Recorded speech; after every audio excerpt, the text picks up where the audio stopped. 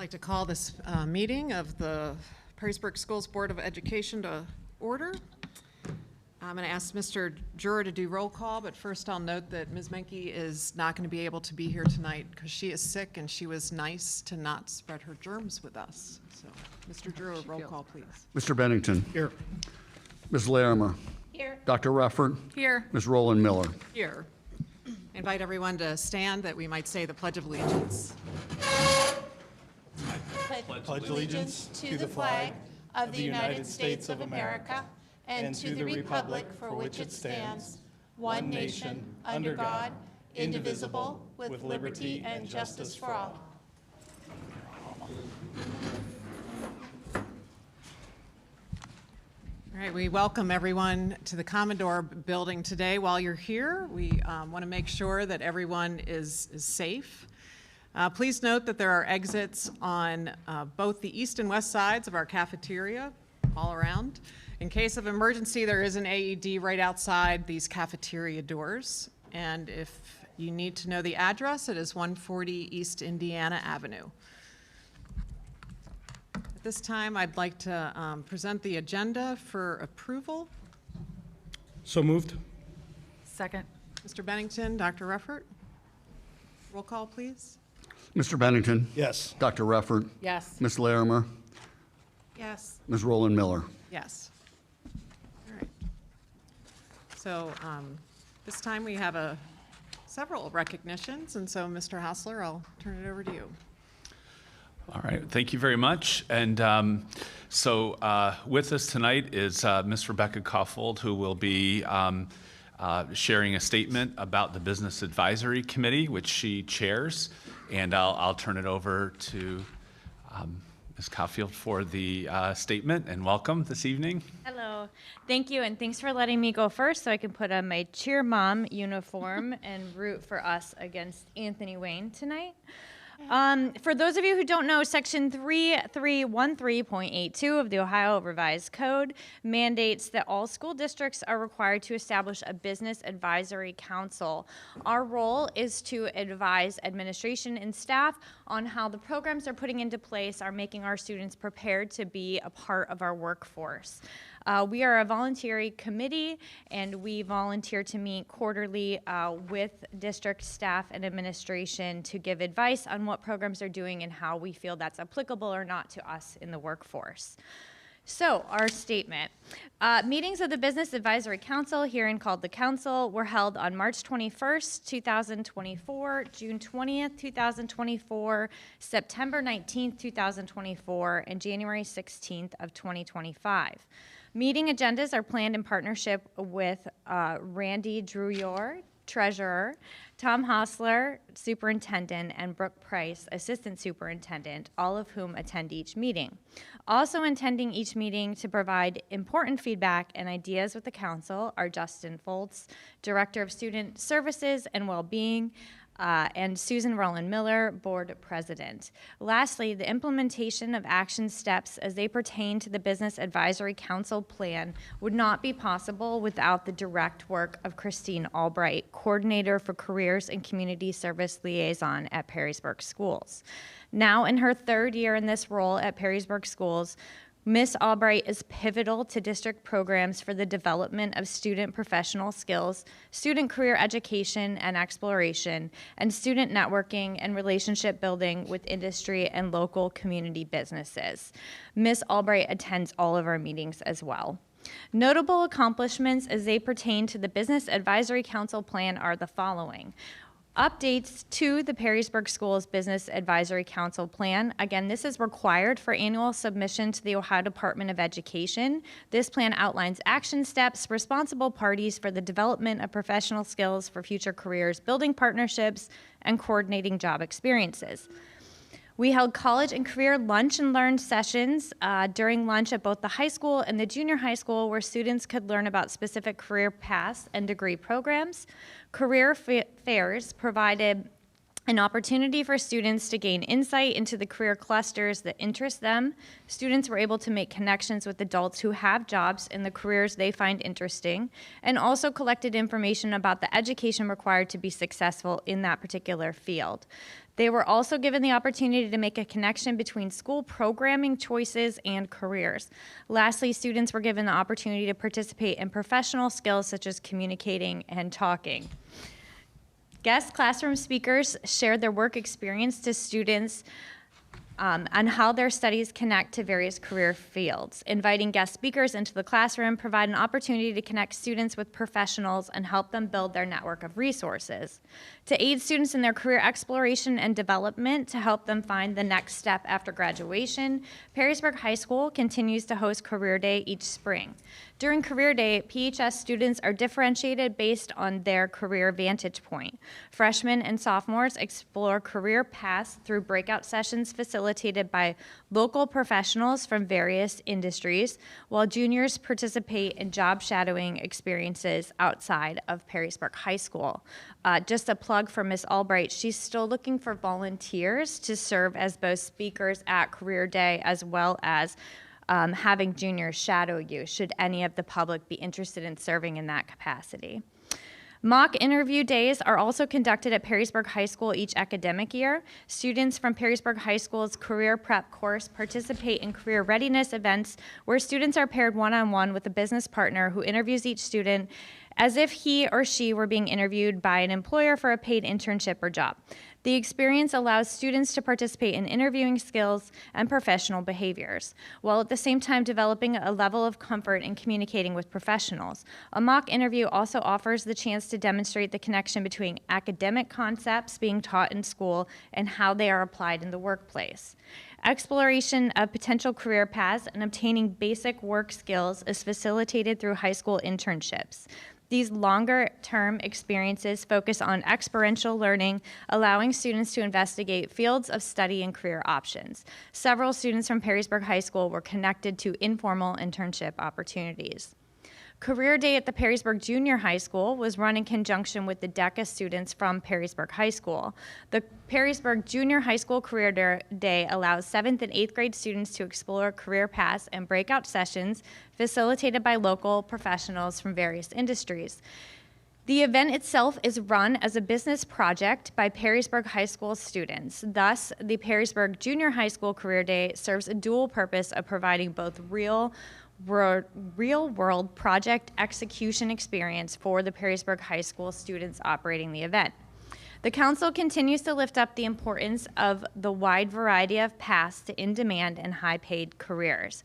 Members represent multiple businesses where four-year university degrees are not necessarily required, and regardless of educational requirements, training takes place with the employer.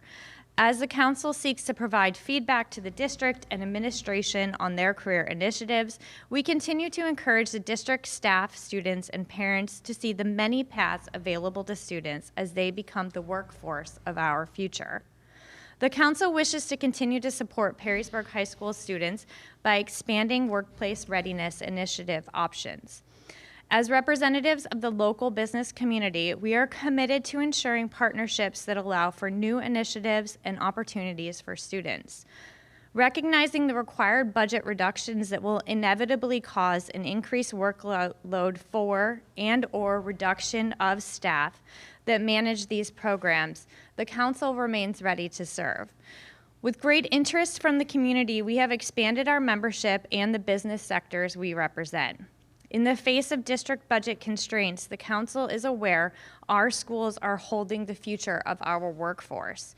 For our businesses to succeed, we must have schools that succeed. We must understand the extreme consequences of not providing this support, and we give our firm resolve to stand against the obstacles enacted by those that lack understanding of the mutual destiny of school and business community success. As just one side note, from the council itself, there is an option for schools to decide to join a consortia, if you will, to fulfill this state requirement that, by the way, doesn't get any budgetary support from the state. But Perrysburg has enacted the idea of not doing that, specifically enlisting members of the community, people who live here, people who work here, people who expand businesses here.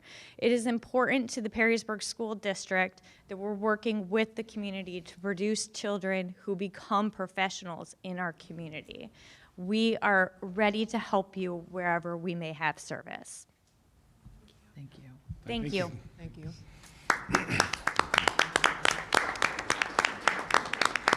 I want to thank Becky for her leadership of this group and for expanding it to include more and more different types of professions. They'd have a voice then in how these careers are kind of shared with the student and broadening that out.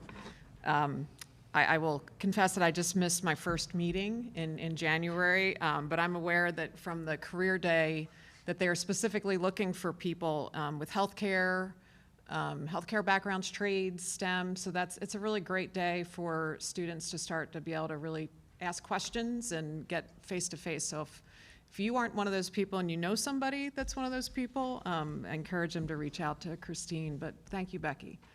Thank you. Yeah. Yeah, I'd like to just, add again, and Ms. Roland Miller, you led this group for years, and I thought you're irreplaceable, and I guess I'm backing off on that now, seeing the work that Becky has done, and particularly putting together that impressive list of community business leaders that are here in the Perrysburg area. Is that's quite the list of people to help advise this district and the business needs that our students need to get a grasp of as they go through Perrysburg. So, congratulations and thank you. Thank you. And good luck at the game.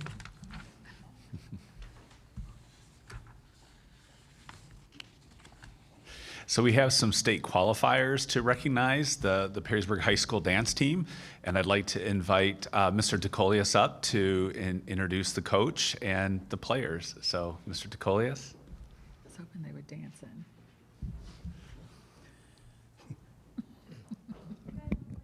Thank you. It is my honor to introduce the Perrysburg High School dance team. They qualified and competed at the state competition on January 26th. So I'm going to introduce Coach Sierra Clark and the team, and Coach Clark will tell you all about their accomplishments. Wow. Oh, yeah, I think I know. So as DeColia said, the team got to compete at states here at the end of January. This is the first time in history that we were able to take 4 different categories to states. So it was really a big accomplishment because I believe there's only 3 other schools in the state that has taken this many. So I'm really proud, and they have also been able to compete in like the biggest, largest categories this year. So they went one step up and competed in the largest categories. This year they came in 4th in game day in the state, 5th in large lyrical, 8th in large pom, and 8th in large hip hop as well. So really big accomplishments here, top 10 in all 4 categories. Well, Yep. that's awesome.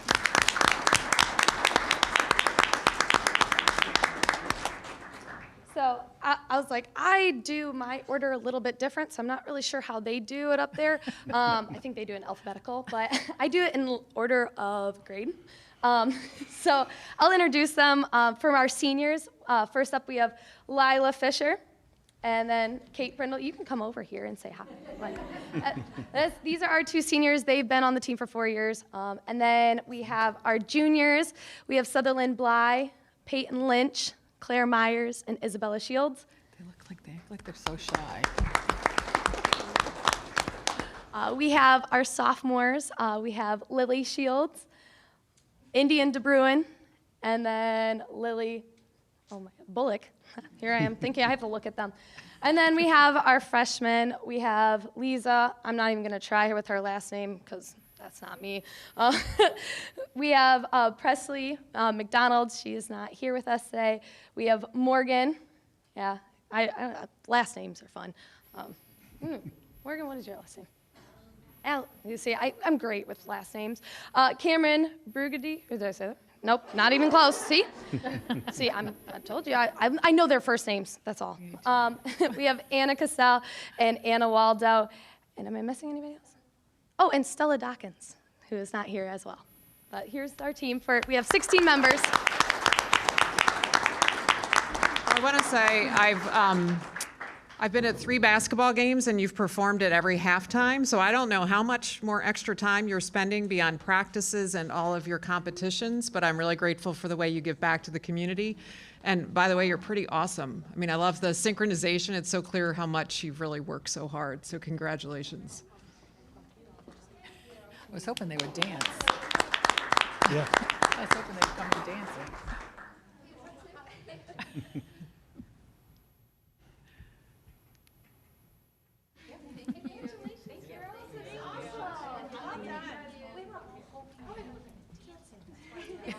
Oh, they act like they're so shy. Oh, we're hoping. If they had music, maybe.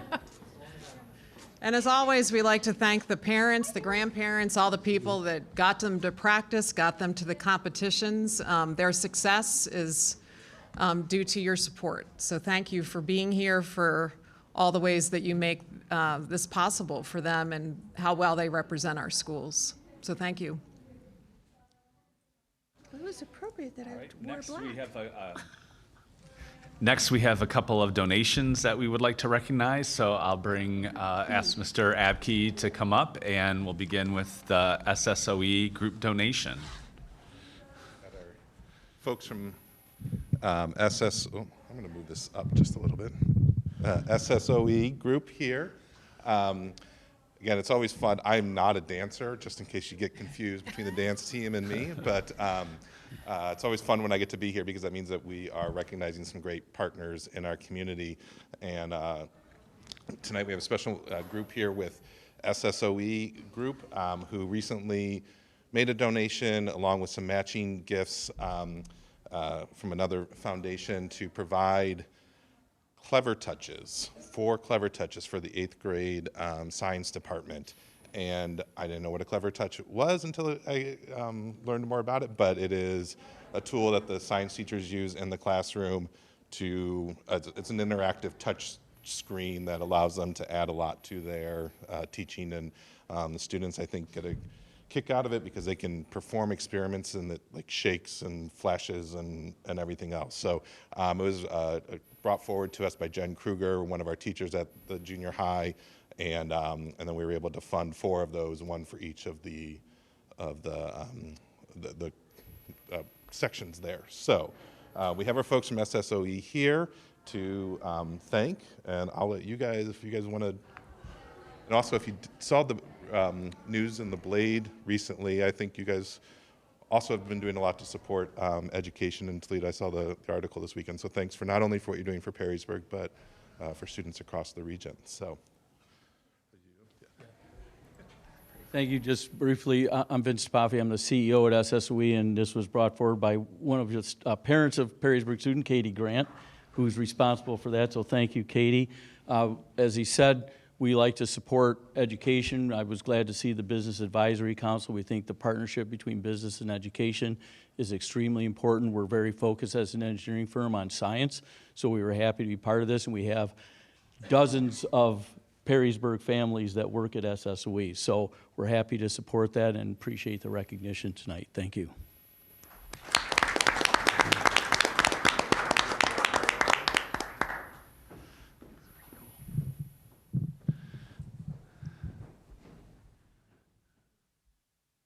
Should have brought a demo, you know, like a video or something of it.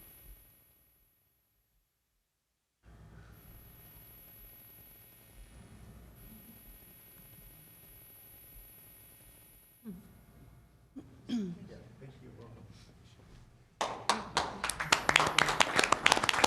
you. It's a Right. perfect timing to recognize SSOE coming after the Business Advisory Council. So I appreciate that connection too. Yes. Makes a difference. Yeah. You know, we find that anytime we can connect our business community and partners with our students, it's mutually beneficial for everybody. So now it's a little cold for ice cream tonight, but we do have the Ruffners here, Rick and Dana Ruffner, who are from Oh Dear Diner, and they are here to make their annual donation to the After Prom Committee. So we have Stacy Geisler, who's one of the chairs of After Prom. So coming up, we get to recognize a great business partner, but then also, again, highlighting the volunteers. So, and Stacy and her team, who's co-chairing with Mary Heyer, who couldn't be here tonight. But for those of you that aren't aware, the After Prom is a traditional fully funded. It's fully funded through donations to celebrate prom in a safe way, per name after the prom. And Rick and the folks at ODear have really been an annual supporter of this, and I know it's been something we appreciate. I think you've had a lot of fun being part of it. And then we'll also make the plug for anybody else that wants to sponsor, get involved or sponsor or potentially be a chair in a year or two. Is that, especially for maybe some of those younger dance families. So again, we just want to bring up Rick and Stacy, and I don't know if, Rick, I forget what the total, we had a total last year. Yeah, And I'll tell you what it is. We do have a donation this year. Again, we're $2,957 this year, which brings our grand total over the time that we've been doing this to like $30,585. And my wife and I both are alums of Perrysburg. I'm 81, my wife was 84, so we have a soft spot in our hearts for Perrysburg schools. And we were just sitting out there, and I know that when we first started this, which I'll hand that check to you. Sure. and I'll let you speak, but we were just sitting out there. It's amazing what it costs to put this event on now. And when we first started giving to this event, it only cost about $15,000 to put this event on. And I'll let you go from there and tell you what it costs now. Thank you very much, though. Yes. So thank you again on behalf of myself and my co-chair, Mary Heyer, all of our wonderful volunteers. So we have one of them here tonight, as well as the class of 2025 for your continued support of After Prom. Without community support, as you know, we wouldn't be able to put on, as Jeff said, this safe and fun event for all of our seniors and their guests. So thank you again. And yes, we were talking about our budget. I'm like, it's about $25,000 now to put on this event. So every little bit helps. So Tell them, do they know what you're doing for though, too? So this year, our theme is a Western theme. We always have, I should say always, this is my third year being involved, but we have a lot of inflatables. We have 2 mechanical bulls this year. We have 3 cartoonists that sketch the kids, or a couple kids at a time.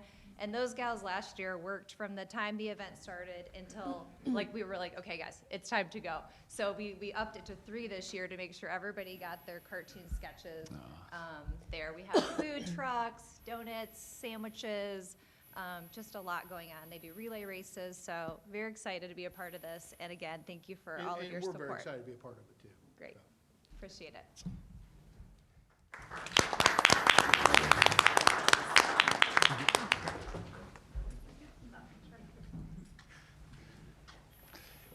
And I know, Rick, when we began this, we had a primary funder of the After Prom who backed out unexpectedly.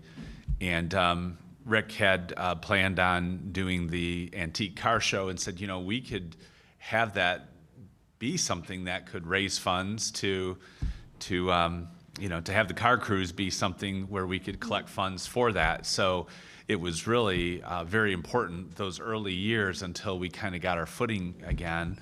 And also, I think not only is it a benefit to our students, but on Friday nights, the downtown and area businesses are busier. There's a lot of foot traffic where folks, come and check out the great classic cars, and then they're hitting many of the businesses. So not only is it a partnership that benefits our students, which is fantastic, but it also is something that gives back to the community every Friday night, as long as it doesn't rain or it gets too dry out. We have the ability to do something to help the local businesses as well. So it's a win-win for everybody. So thanks for the initiative, and I know it's a lot of setup, and we don't do anything. You take care of it all, Rick. So we're just very grateful for what you do to make this possible. So thank you. Thank you.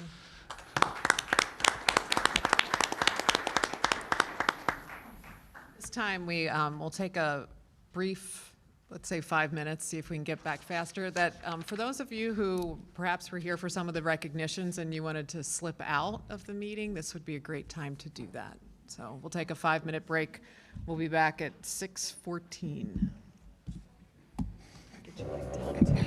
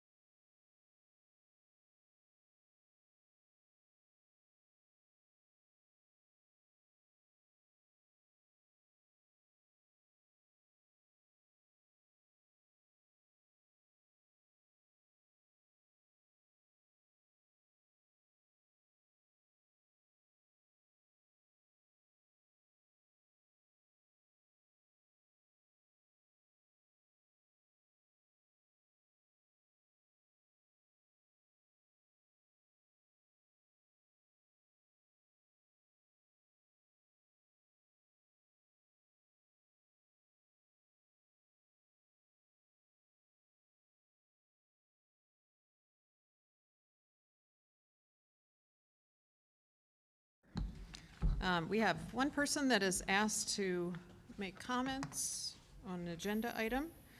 I will ask her to approach the microphone, and we'll need you to state your name, address, and any group affiliation that might be appropriate. As always, we ask that statements are directed to the board and primarily to me as the presiding officer.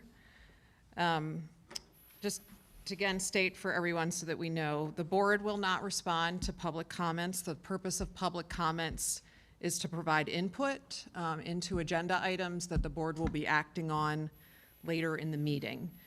If there are any specific expectations that you have, that you will receive an answer to a question that you have, we ask that you send us an email, that is separate.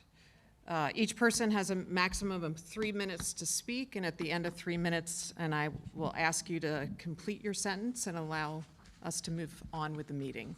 So at this time, I invite forward Veronica Falter.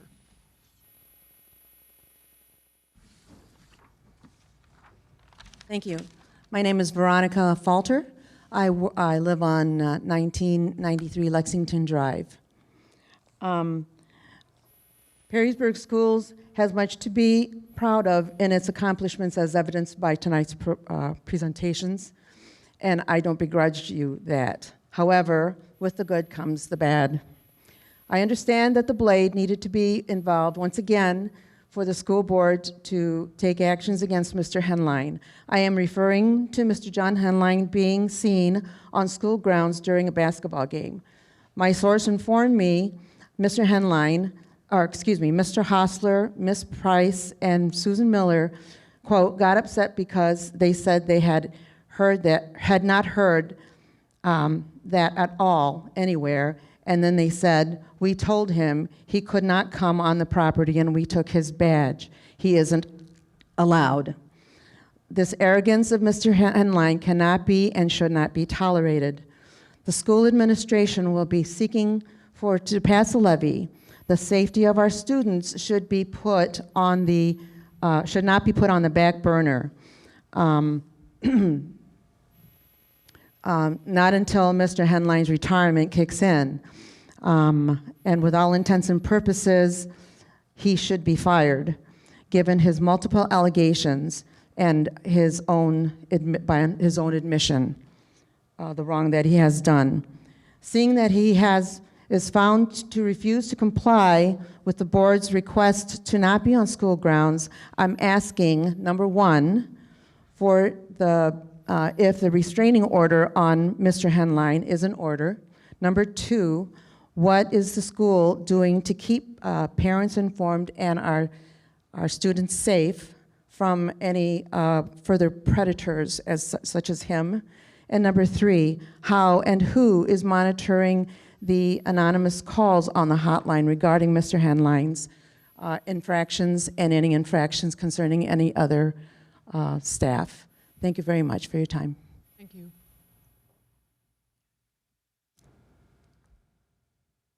Okay.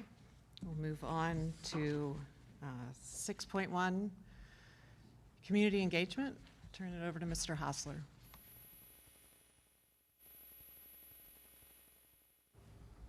All right, well, thank you. Wanted to share, we do have some dates that are available coming up here in the next 5 months. And these are opportunities for the community to drop in to meet with board members that are in attendance, as well as some different administrators. It's really a blend of activities that allow for to learn a little bit about the district. So every other month there'll be a presentation that's kind of topical for that time period. Last month, we might have cursed ourselves because it was about winter weather conditions and things took a dramatic turn from that day. So I don't think we want to do that again. But alternating months are in February, we will have just a drop-in, so there isn't a set agenda, so anyone who has questions can drop in. These are held off school grounds. This upcoming event with us will be at Way Library from 6 p.m. to 7 p.m. And you can see on March 12th, we're doing like our lunchtime, where we'll talk about state testing. We're beginning to enter that period of state testing in the district, during March and April. And then also looking for drop-ins on the April 23rd date. The topic in May, right around graduation time, I know that seems very far away, but celebrating the class of 2025. So we'll have our development director, who also works closely with alumni, and look at our college advising and members of the Board of Education talking about this remarkable class. And then also in June 24th, a State of the Schools, looking back at this past school year. So that'll wrap up these opportunities for district dialogue. So again, another opportunity to share information, but also more importantly for us to be able to listen. And these are opportunities, during the day, in the evening, whenever folks can take the time to make that happen. So that's our report for the upcoming district dialogues.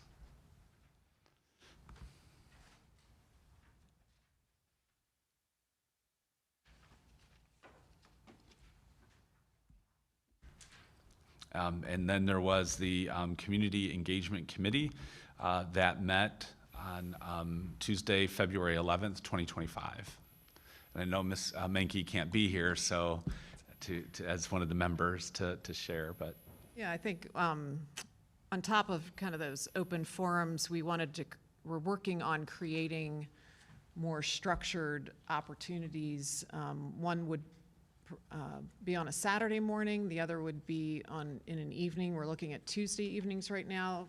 Those would be open to everyone in the community. We're hoping everyone considers coming to those. And they would be more structured questions at small groups. Every single person would get to be heard kind of through the small tables and then reporting out to the wider group. We're looking at having a kind of written way as well for people to give input during those, or if they're not able to attend, maybe something afterwards. We are trying to work with a facilitator right now, so we can't announce dates until we're able to kind of line up having an external, neutral facilitator for those discussions with those skills. So that's what we're working right now, kind of what the questions would be, as well as just the setup for those. So hopefully in the next couple weeks, we'll have more to announce on those and try to get them on calendars. We know we're trying to do a fast turnaround in order to get some good feedback, as we will be looking at our timeline later, specifically about the levy, but in general, trying to get good feedback about where people are in the community right now. So, all right. Anything else on any questions, community engagement, ideas of things we haven't thought of yet? More to come, yeah. All right, we'll move on to number 7, the treasurer's report. And we'll turn over to Mr. Drewer for his financial presentation. Well, thank you. A little bit longer report tonight than normal. Got a couple topics I want to cover besides the normal financial information, but let's just give you a rundown where we are through January. This is the normal cash balance chart that I show you. We're at our low point of the year. We just got a tax advance today. So again, it follows the curve that it has pretty much every year. And more specifically here is just this year's data, the light green line being revenue and the red line being revenue, the light green line being cash balance, and the dark green being our expenditures. So just tracking like we do every year at this point. On the financial side, we are at 117 true cash days. Again, ideally we would stay around 120, but that's just not the way it works. Our revenues are running 9.6% year over year, and our expenses are 9.5% year over year. Just a couple of things to point out on each area. So right now, we got into January, our last income tax payment. The withholding portion is looking good. We're seeing growth as we expected, but the non-withholding is down. We're up year over year, but we're trending below forecast. So I expect my forecast will be adjusted down for income tax collections for this year by a couple $100,000 probably. And it's on the non-withholding side. So on the expense side, really only one thing to point out that's off trend is you'll notice on the capital outlay being 100%, over 100% of total and up significantly year over year.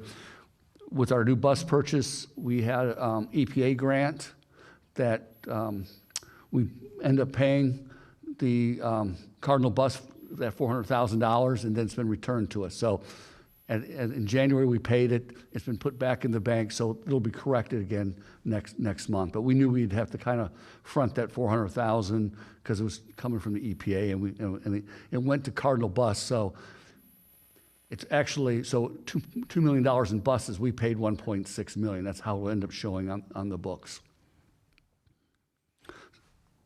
So really at this point, we're 58% through the year. Revenue is on forecast and actually slightly better. And expenses are trending slightly better.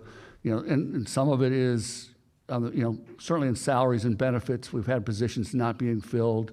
Custodial positions particularly not been filled. We've got a couple other positions where folks have left in anticipation of next year's reductions. And so we're obviously saving a little bit of those salaries as we speak. Any questions on where we are year to date financially? Okay. All right. Governor's budget proposal. This is almost a daily change thing, but I think it's worthwhile. I think Mr. Hostler and I will both hit on this, but we're going to kind of share what we know of as of today. And I am going to editorialize here and say the bottom line is shifting more pressure on local funding to fund local schools. I mean, that's the fact. So right now, in the governor's proposal, they're proposing to phase in a fair school funding plan. That's good. We're happy with that. But there's no increase in base costs. That's not good. And I'll share what that impact is here in a minute. And the governor has a focus on reducing spending on empty seats. That is getting school districts off the guarantee. And last time this really happened was in 2018. So we don't have necessarily a history of what happens when you try to get districts off the guarantee. So it's early on, we got a long way to go, but I want to share where we are today. So right now there's uncertainty in how they're going to handle this getting off the guarantee. We have some intel on that, but again, the budget is not necessarily, the proposal is not necessarily the details on how you do things. We are kind of trying to read between the lines, read the tea leaves that's coming out of the governor's office. Because we have questions about the impact of total enrollment. Many districts who are on the guarantee are on guarantee because of declining enrollment, right? We're a growing district. And so does that impact us? Are we, what is going to happen with the base cost not being updated, it's going to force us on the guarantee even though we're a growing district. And I'll talk about that more in a second here. So it's crazy to think about this. You want districts off the guarantee, but you're going to force districts onto the guarantee. And again, in the Kasich administration was the last time this happened. So right now I'm modeling the middle of the road case. I'm going to kind of show you what we think the worst case is, but hopefully more rational minds will prevail as we move through this.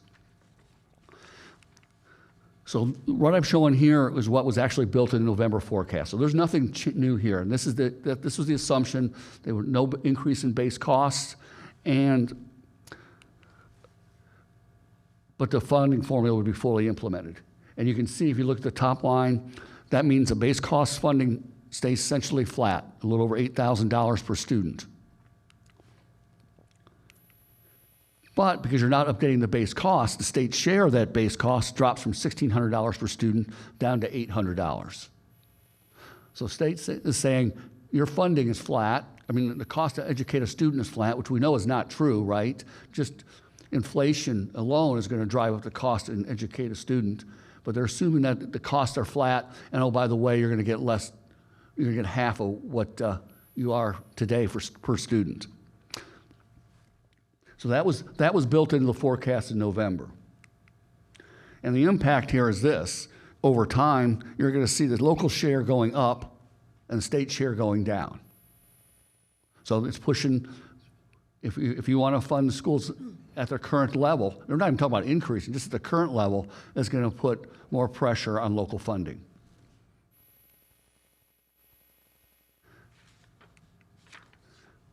So in the forecast, you'll see the last 3 years, because of not updating the base costs, that forces us onto the guarantee. We're a formula-funded district today. And actually, as I play with the numbers today, we'd actually be on the guarantee next year by a little bit. We'd have to add, in the forecast right now, I have us adding about a little over 1% student growth every year. To get off the guarantee in 26, we'd have to more than double that, and then more than triple that increase in 27 not to go on the guarantee. And by the end of this forecast, we wouldn't have enough room for the students anyway. We couldn't add portables fast enough to get off the guarantee based on enrollment growth. So it forces the district on the guarantee, which is, again, in my mind, crazy. We're a growing district. We have more students at desks, yet we're gonna, the funding per student is going down. So how it be phased in, we don't know. But how much we're on the guarantee is these last row here. Right now, the simulation has us on the guarantee by almost 1.5 million in 27, 2.7 million in 28, and 4 million in 29. Now, we don't expect that all to go away, but some portion of it will. And right now, we're looking at probably next year, maybe 50,000, $500,000 the following year, and $1 million the next year, based on what we've seen so far. So it's a moving target, and obviously we need to, get with legislators, and it's not just us. We got to get more people paying attention to what's happening with school funding, and get the message out there. This is unacceptable. That we're no fault of our own. You're going to move us onto the guarantee. And I guess back up just a second, and I've been doing this a little while, and I think I get it, but I'm never quite sure. So the guarantee in the state of Ohio is designed to keep school districts from getting less money. And they're shrinking that kind of under the old model. And this money is based on 2020. And this money's based off of 2020. So it's even 5 years old. Right. So Perrysburg School District is looking at now becoming a district that's on the guarantee, even though we're growing, and also working in the legislature is, thank you. Also working in the legislature is the potential that this guarantee funding goes away. Exactly. So there may be no bottom in state funding. That's exactly right. So it's a defunding from the state. The state-local partnership has just been blown up. Now, this is the governor's proposed budget, right? We recognize there's going to be a lot of battles between now and June 30th, and we'll be there with our story. But you hear that, and if the General Assembly says, obviously the public doesn't care because we don't hear from anyone except those who want vouchers. You don't hear from the 90% who are going to public schools. So I'm urging everyone to reach out, not just all our local reps, and say, look, this doesn't work. But it's a warning. So as I build a forecast for May, even then it's going to be a level of uncertainty because we won't know what the biennium budget is probably until the 12th hour on June 30th. Can you give us, well, one, I think, yes, that comment by Senator Huffman that he had only heard from private school parents, so they must be the only ones who care, is something we need to work on. I think one of my questions as I try to understand all of this, or at least the logic from the state side, I know that, and Mr. Hassler is going to cover this more in his presentation, but that we are right now impacted by our perceived wealth by the state. So our increased property values are now causing us to get less money even if base costs doesn't get from the state. How does how does our increased perceived wealth of our property impact what we're getting from the state and our need to be on the guarantee as well? Okay, well, so it goes back to this table here, the state share. What happens is there's a couple steps in the calculation. Based on the number of students you have and based on average salaries for the state, the formula says you need X amount of teachers, you need X amount of administrators, you need a treasurer, you need all these positions, and they add up to this amount, divide by the number of students. That's your 8,000. That's your base cost. It doesn't include other things like special ed and other things, but your base cost for basic services, right, is built into that. Then the next thing is, what's the split between local and state share?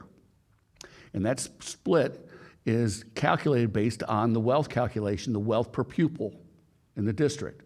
And that wealth is 60% property values and then 40% income. Half that income is your state income, reported income, and half is the federal. So it's 20, so it's 60 property tax, 20 state, 20 federal. That gets you your wealth calculation. And so what's happening here is the state said, okay, your base costs are flat, but guess what? Just by, we're seeing it, your property value is going up. I'm not even talking about an extreme year like we had last year, just an average year like it went, we went up a few million this year in value, so we're richer, right? Our incomes have gone up, we're richer. So one side of the equation is going up, but the other side's not being adjusted. So I think what Randy, if I could jump in, I think there's this kind of seesaw, and the state's on one side and local residents are on the other. So what Randy described is, right now, our income here locally is updated every year. The valuations are updated in real time. So on the one side of the seesaw, we are getting wealthier in the eyes of the state. The state's contribution is based on average teacher salaries, average principal salaries, and so that's what's driving that base cost funding amount. And the reason it's flatlined, if I'm not mistaken, is because they are saying we're going to continue to use 2020 averages. So the average, that the money that the state is coming to the table to that seesaw and trying to make this formula work, they're using dollars, their averages from 2020. So what a teacher was making in 2020, what it cost to feed a student in 2020 are the numbers they're using. So what happens is, as we're getting wealthier in the eyes of the state is actually contributing less and less because they're saying, and what they are contributing is based on what the funding amounts were in 2020 for those averages. So that's where it's one thing to fully fund the formula, but I would argue that if you're not going to input the state's contribution so that it reflects real-time dollars, lining up against our calculation, which does reflect real-time dollars, which, by the way, benefits the state because they're saying you're getting wealthier locally, we have less to contribute because you can go to your local taxpayers for more. And then when they are finally sending the check, it's based on 2020 averages. So that's a major problem, and that is causing us to throw off into the guaranteed world. So before the fair funding happened, we were a capped district. And the capped district meant that the formula said we should get a lot more money, like $33.5 million a year more. And now, because they're choosing not to fully fund it at the level that we need to keep that balance between the state and local, it's causing us to come up short and messing with our calculations, even though we're a growing district. Yeah, and it's very clear if you look at this slide, the current funding. You look at our current funding, a little over 10.7 million. That's at 67% implementation of the fair funding formula. Next year it'd be 83%. Still, actually less, but you see it's higher than what the base cost of 2020 is. So we're actually capped right now. We're capped, but then in 2027, if we're forced on the guarantee. So we're going from cap to the guarantee, and anyway, the point is, it's something the board needs to be aware of. You know, I'm going to keep running simulations and looking at it at some point in time, and I'm going to have to make my guess for the May forecast, but it's not looking good, and it's something we're going to have to consider in terms of the levy ask versus further reductions. I think one of the things you said, Mr. Drewer, at the Finance Committee meeting, I'm going to paraphrase, but the state's making decisions that assume the local taxpayer can afford to support schools now more and in the future more than the state can.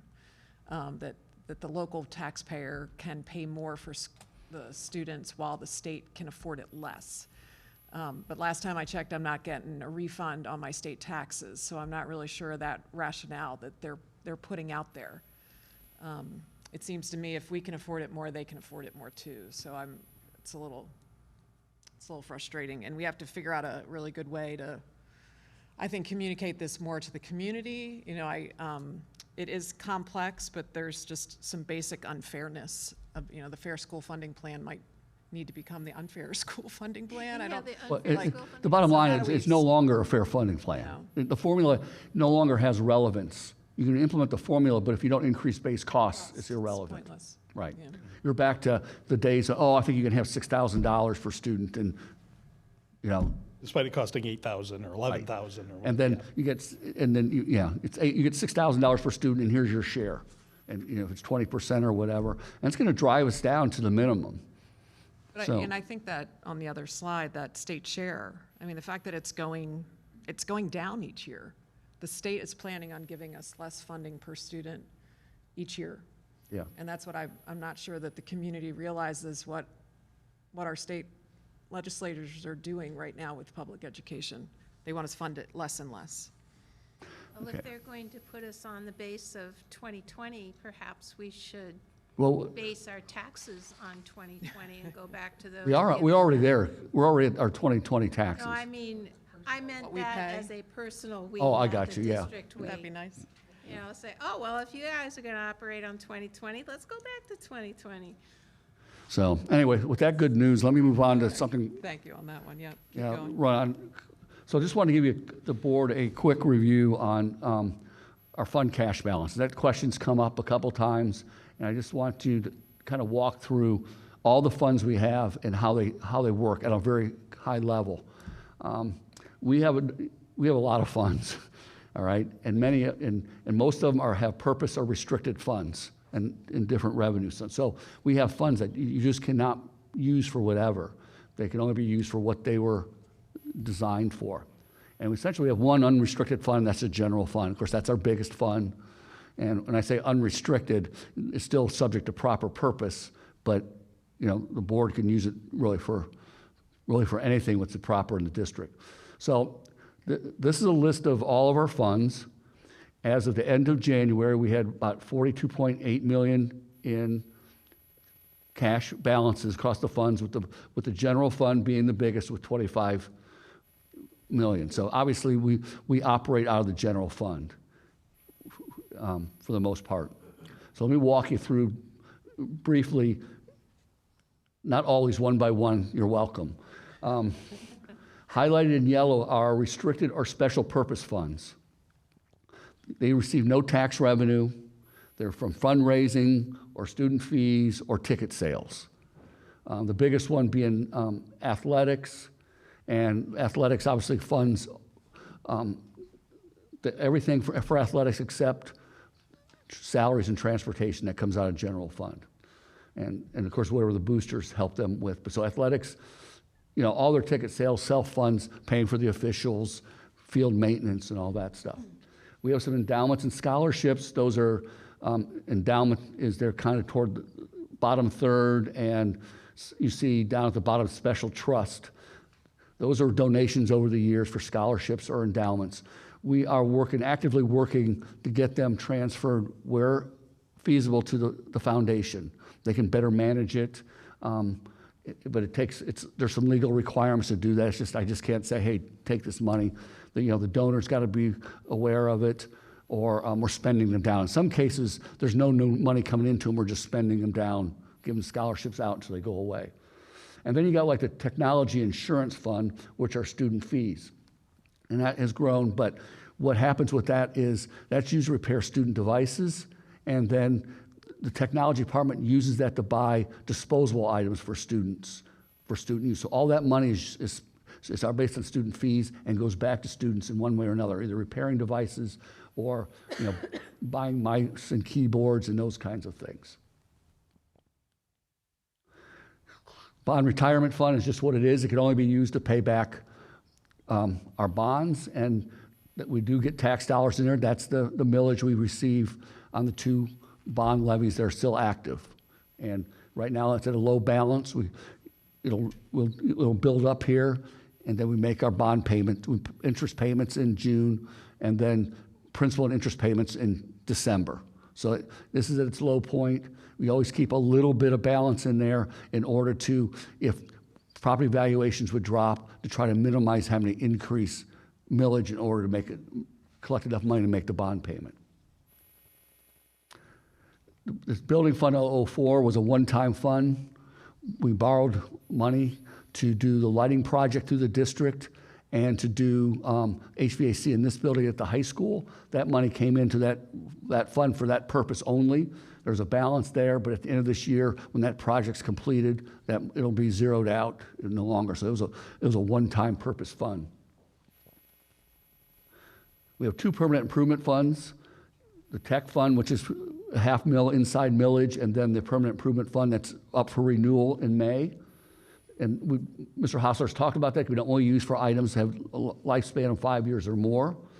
Right now, the balance, we try to maintain in around $1 million in the permanent improvement fund. Right now, James is planning for the summer projects. So his balance is going to come up and he'll spend it down, but also he allows us to keep a little bit of a balance in there for the unexpected. On the tech side, that's a pretty high balance at this point, but Mr. Schaefer built that balance up because he knew this year he's had to replace the switchgear across the district, and that's about $450,000. He doesn't get enough in each year to do that, so he has to save up, for 5 or 6 years down the road. And I have, probably not in March, maybe April, I was sharing you this capital spending plans that show 10 years out for each of those and how that cash flow works. Termination benefits, the board established that several years ago.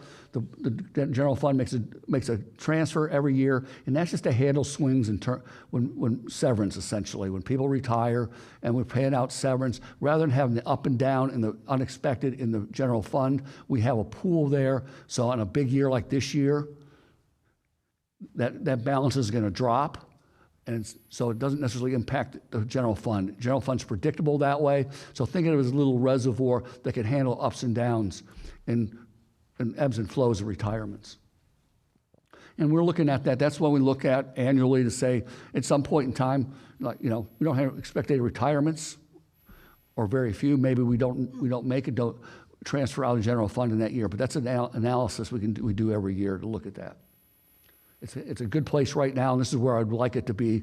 Like I said, when we have a big year coming up, it'll absorb all those retirements and not hurt the general fund in an unpredictable manner. Food service, we have a high cash balance there, but this is a no-touch fund. It can only be used for food service. It's a federal program. You cannot spend that money on anything but food service. We do look at making sure indirect costs that we can charge the food service are charged. But again, it's a federal program. It's audited every year. So you can't, for example, we'd like to, let's say our cafeteria monitors. We can't pay for them out of food service because they're not working in the kitchen, right? So there's a very clear distinction of what you can use that money for. The Commodore Fund, that's funded through the Levis Commons TIF, which expires in 2033. That's maintenance of this building. And for example, the HVAC project that was funded through a bank is being paid for through that fund. So we've accumulated some money over the years, but that's the only money we use to maintain this building. A previous board, when we got the Levis Commons TIF, made that decision to create that fund to maintain this building so that we're not using general fund maintenance dollars to maintain this facility. biggest one's employee benefits. This is our self-insurance fund. This is a huge deal. We do have, Mr. Christie and I have an actuary look at it every year to give us recommendations on the appropriate balance here, assessing the risk. We are self-insured. We're our own insurance company. So, for example, we do have, for example, stop-loss insurance, but high claimants can be lasered out of it or excluded depending on the circumstances. For example, we have a COBRA claim right now. It's excess of $1 million a year that was excluded from our stop-loss. So that's coming out of that reserve.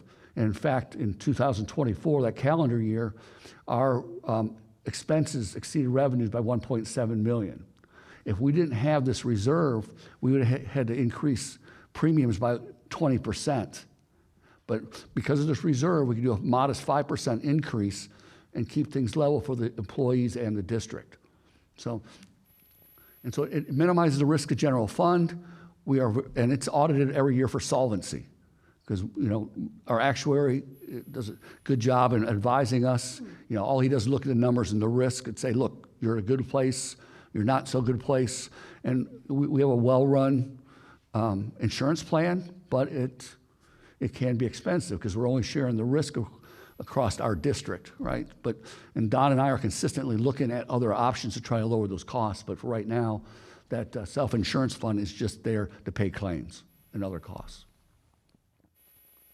And of course, the big one is the general fund, and we're 117 true cash days, which in my mind is not excessive, particularly, as over the next year, we'll continue to draw that cash balance down, particularly next year, as we see the full effect of the levy not being renewed. We'll have some reductions, but we won't have, it's not going to cover the entire spread on that. Any questions on that?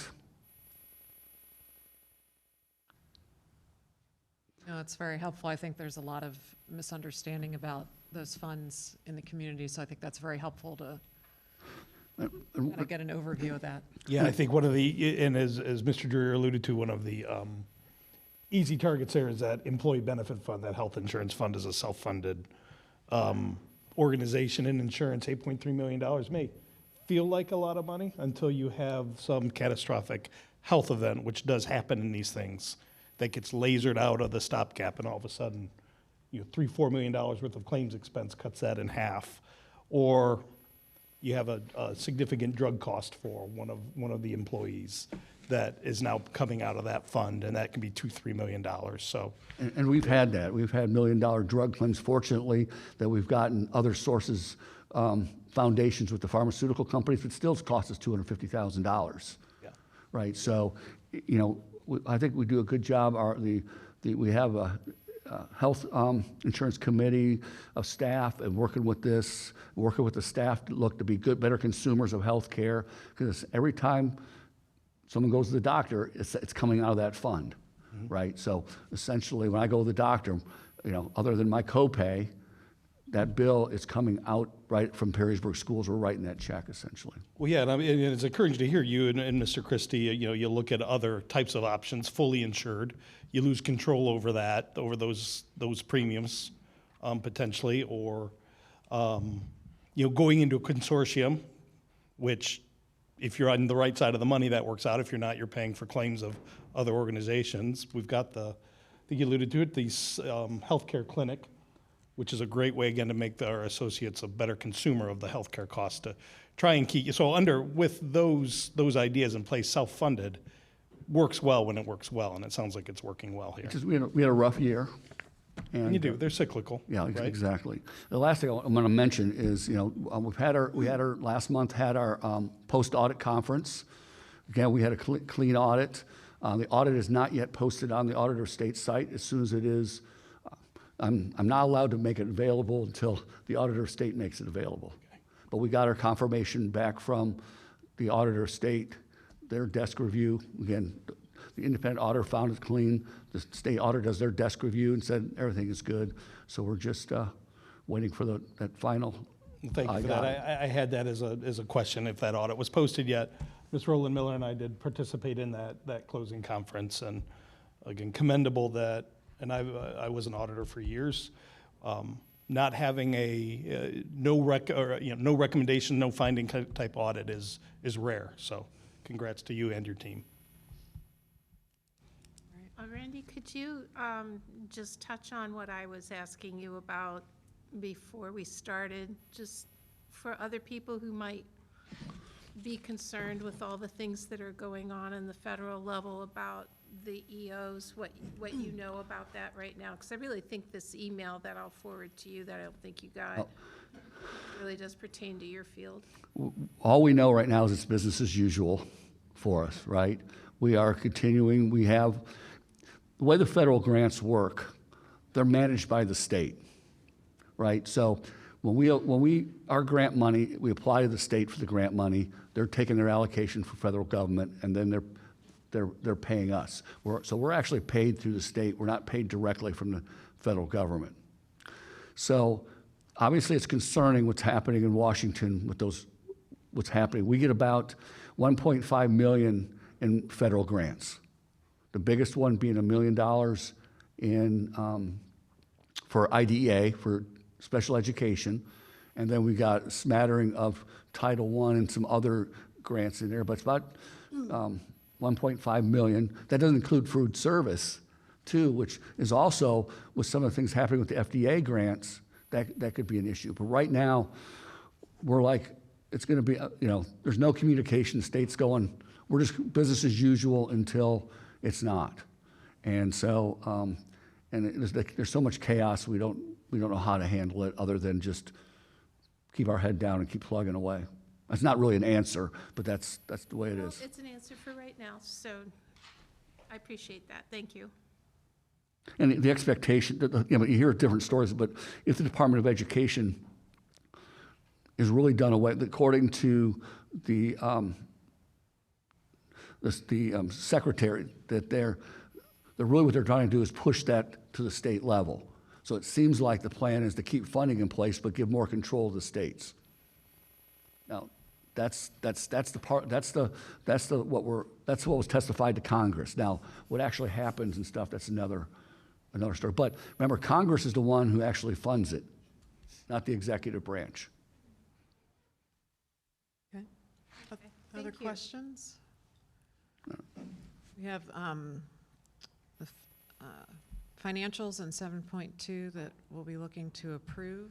And before we do that, though, I'm going to look at the Finance Committee meeting we met on Last Friday. So I'll ask Mr. Bennington for a report. Well, I think in addition to everything that Mr. Drury just kind of included in his report, one of our key talking points was with the levy discussions that we've had, and we've had some discussion in the last two meetings about the timing of the operating levy. We've got a PI levy on in May, right? Mm-hmm. Potentially a operating levy in November, and there's a whole host of discussions this board needs to have to get us there. So we started to dip our toe in the water of how and when, and how do we have these discussions. I think in the agenda is kind of a timing, just if we could pull that up, just some key dates that are out there to remind everybody of what's ahead of us. So the filing deadline for the November 4th election is August 6th. Working backwards from that, resolution and necessity resolution to proceed. I wake up almost every day hearing about it. We've had 3 levies recently, so all of this process should be very familiar to this board here. Mr. Drury will be presenting the 5-year forecast on May 31st. And then, as we discussed, the state biennium budget should be released on or around or by July 1st, 2025. So with those key dates out there, the board started to work through a little bit of some milestones to think about to get us to that filing date of August 6, 2025. And kind of see how those are laid out there. So that those dates aside, for the discussion in the Finance Committee meeting was more focused, at least from my perspective, as to what's the information that this board needs to have to make a good decision. Again, this board's met, and Ms. Menke isn't here, and I honor her desire to want to have put this on a spring ballot. this board came down with, we want to make sure that we're making the best decision possible and to take the most time possible to make that decision. So, what I'd encourage this board to do out of that finance committee meeting is what do we need to know? Things that come to my mind are, we've got community engagement sessions coming up that hopefully will flush out a little bit of what is the right tenor, what's the right amount, how long should the next levy be? We know that we are going through cuts right now, and the administration is working through maybe what the next round of cuts could look like. How does that influence a decision? With everything that's going on in the buildings and in the community today, are there things that we've done because the $6 million worth of cuts that we're doing today don't come back under the current plan? Have we learned anything that is, that we should reconsider or that we should try and fund that are kind of non-negotiable? So I don't have answers here. Again, what is in my mind about the timing of the next discussions we have to have are, what are the questions we have to ask the administration for as we make this decision? And time, once again, isn't on our side. And I don't know if that's, we need to start these discussions a little bit more in earnest in the March regular meeting. April seems a little bit too late. So I think, that was, from my perspective, where that conversation was focused in the Finance Committee meeting. Yeah, Tom, can you scroll down to that document a little bit? Yeah. No, thank you, yeah. That's not the latest one, apparently. Yeah, but the Sorry. two We had key more questions questions here. in the I had a bunch more questions on there, but apparently I didn't put the latest one up there. And really be helpful to me, like Mr. Bennington mentioned, if there's specific data or scenarios that we want to run, it doesn't cost anything to me to generate them. Obviously, a little time, but anything to help you look at the what ifs. At some point in time, you're going to have to play pain in the tail on the donkey and pick one, right? So, and I just want to make sure you have as much information as you can. Yeah, 3 months ago, I would have said $13.5, $14 million under, a 4 or 5 year. I'm not so sure about that now with recent information coming, what we've talked about with this guarantee and what's coming out of Columbus. But again, as I've said before, the levy that I like is the one at this point that's going to pass too. So what information do we need to know that will get support from the community? I think, our next meeting would be the March work session, and I know there's a couple things on the agenda for that, but maybe what we need to do, if we could be prepared at the March work session to, begin to talk through some of these questions, and then also maybe come to an understanding of what these scenarios, what do the scenarios look like that we want kind of projections for, whether it's, putting back in $2 million from the reductions or cutting $2 more million because we expect the state to continue to decrease their support of our students' education. What kind of structures we might be thinking of. I keep playing around, what does it look like to have a smaller continuing so that we know that we've locked in our students' education while having a second one that if there's that increase that we need to ask that would say these are, the student experience beyond, reading, writing, and arithmetic. So if everyone could be given some thought to that, if we could work maybe on that at the work session in March, that would also give Finance Committee and Mr. Drewer some time to have some conversations about those. Because really, with this timeline, we need to start, by the March regular meeting, having some real discussions about what the different options are. So this starting timeline was a big help. Thank you, Mr. Drewer, for providing that. So we do anything Those else? are the high points. Sorry, No, okay. no, it's We do have finance report to approve. so moved. Mr. Bennington, Ms. Larimer, second. Mr. Drewer, roll call, please. Bennington. Yes. Ms. Larimer. Yes. Dr. Reffert. Yes. Ms. Roland Miller. Yes. And we'll allow Mr. Bennington to keep talking. Thank with the you. Student Achievement Committee update. So Ms. Roland Miller and I have met with Mr. Swartz Miller and Mr. Sarnes back at the beginning of the month on student achievement. One of my challenges with student achievement, it was 3 weeks ago, which seems like a lifetime ago. So I will just, with consideration of time here too, and other presentations we have. I'm just going to pull out a few thoughts from the minutes that you have here. We certainly spent a good amount of time talking about the one plan and the data that's coming together to help support, what our progress needs to be in things specifically like math and ELA and supporting other students of needs. And that's kind of where the focus really, where the discussion really focused was on how does a at-risk student get defined. So Mr. Schwartzmiller, Mr. Sarnes are working on rubrics, kind of stratified by grade level, to help put a framework around the various different data points, grades, panorama data, attendance, all of that to help then identify, this is what, again, a framework for this student could be at risk and may need some additional support. We had an elementary update. They continue to work on the standards-based reporting subgroup, and specifically kind of the next actions there are focused on figuring out, talking about what is important for parents when we're talking about ELA progress to focus on, to hear about in the reporting back to parents in the standards-based reporting.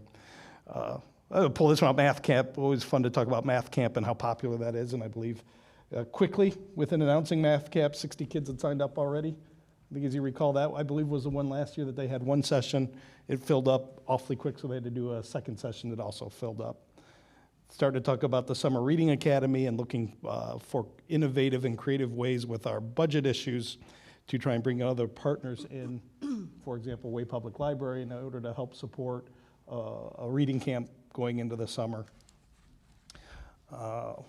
Secondary, there's a CTE, we talk about CTE funds, Career Technical Education Funds. These funds are third-party funds specific for career tech, industrial tech type of learning, and they're looking at some virtual reality technology.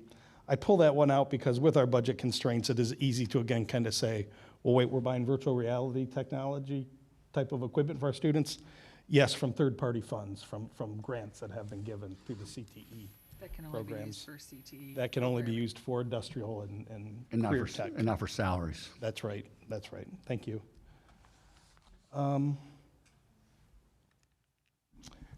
Item C here, NAEP results. I would encourage you, there's a nice document that's included with the minutes to go through that. And I particularly like the Dead Birds article. So That was awesome. I mean, a title like that, I got to read it, but I would encourage anybody who's following along with this or gets hyperventilated over results, national results, state results, or anything like that, to read especially that Dead Birds article. Not because it's got a really cool and clever title, but because the information in it is powerful and very thought-provoking. I thought it was a really good article. thank you, Ms. Larimer. Yeah, gold star Sure. for you. You read it. I'm hooked on this stuff still. The educator in you. The last thing I'm going to mention here, the Grading Practices Committee continues to met on January 14th. There's a nice write-up here in item D1. That group is focused on surveying and getting feedback from what they've defined as their stakeholders, teachers, students, and parents, in order to best proceed forward on standardizing the grading for the district. So I think otherwise, there's good materials included with board docs. I just want to explain what the one plan is to people that don't know what that is. It's a requirement by the state of Ohio that a school district has to come up with this plan based on a set of data, because some people might not know what that means, the thank one you. plan. But if you Google it, it's right there on the, is it ODU? Yes, ODEW's website for one plan and what it entails. I saw that there was some discussion about gifted services. Did you guys discuss anything about the loss of our gifted programs in these cuts? So the discussion was, that desire to keep great gifted services going, even if it's not a pull-out model. Right now, the traditional gifted kids go into another classroom. The conversation is starting with how can because those services are changing. Right. how do those services get supported with the kids still integrated in the classroom? I think there's much more to come on that, but that's the desire, that's the goal. We do get some state money for gifted now. That's part of being going to be cut too, but there is some funding that comes based on the number of kids who are identified. So, and we generally provide 5 times the amount of service that we get funded by the state, but we still have some level that we need to provide in that case. So there's some money that we do have to spend towards gifted programming. If nothing else, obviously we have to identify them at this point. If we do some in classroom stuff to spend what little money we'll have, that would be a good thing. We won't have to send it back. Thank you, Mr. Bennington. Next on our agenda is to provide an update to the board of what's been going on since our last meeting regarding student safety and staff accountability. And I think there's multiple voices that will all chime in at some point, but at this point I'll turn it over to Mr. Hustler. Well, thank you. We wanted to brief the board following our January 21st board meeting. And we've asked Assistant Superintendent Price and Dr. Foltz, who have an important role in some of these activities and updates to join us so that they could provide an overview relative to their areas respectively. So, we understood and we heard the community last month and the previous month as well, talking about the concerns that they had, that reports had been ignored or mishandled in the past. And that was something that was troubling for us to hear. And I know the board members that are present talked about, the concern that the board collectively had with this. So our goal tonight is to give an update on what's happened since we've last met, because this is something that has been very important to us in terms of how do we begin to, to act moving forward. Words are one thing, but actions are much louder. And so we wanted to share with the board and with the community the things that we said we were going to do and what we've done, and as we move forward, what you can hold us accountable to. So we encourage the feedback and questions and the continued collaboration, because we know student safety and staff accountability remain a top priority for us as we go through this conversation, not only today, but also for the days ahead. So we wanted to talk about the significant steps that we've taken, beginning in December and last month and into this month, to enhance those student protections, to increase transparency, which is something we heard a great deal about, and also improve a reporting process so that we can better monitor the things that are happening in the district, and we'll talk at great lengths about that. So we wanted to highlight a couple things that are in the works, things that we've already begun to do.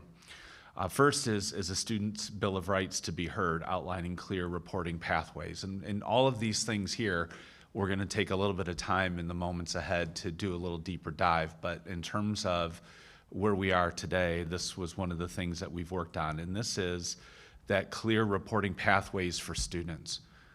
Making sure that they understand there's always been pathways available to students, but creating it and presenting it in a way that students understand how to do that is something that's very important to us as we reflected on what can we do better. And I think throughout the conversation, you're going to continue to hear that as a theme, that reflection of what we can do better.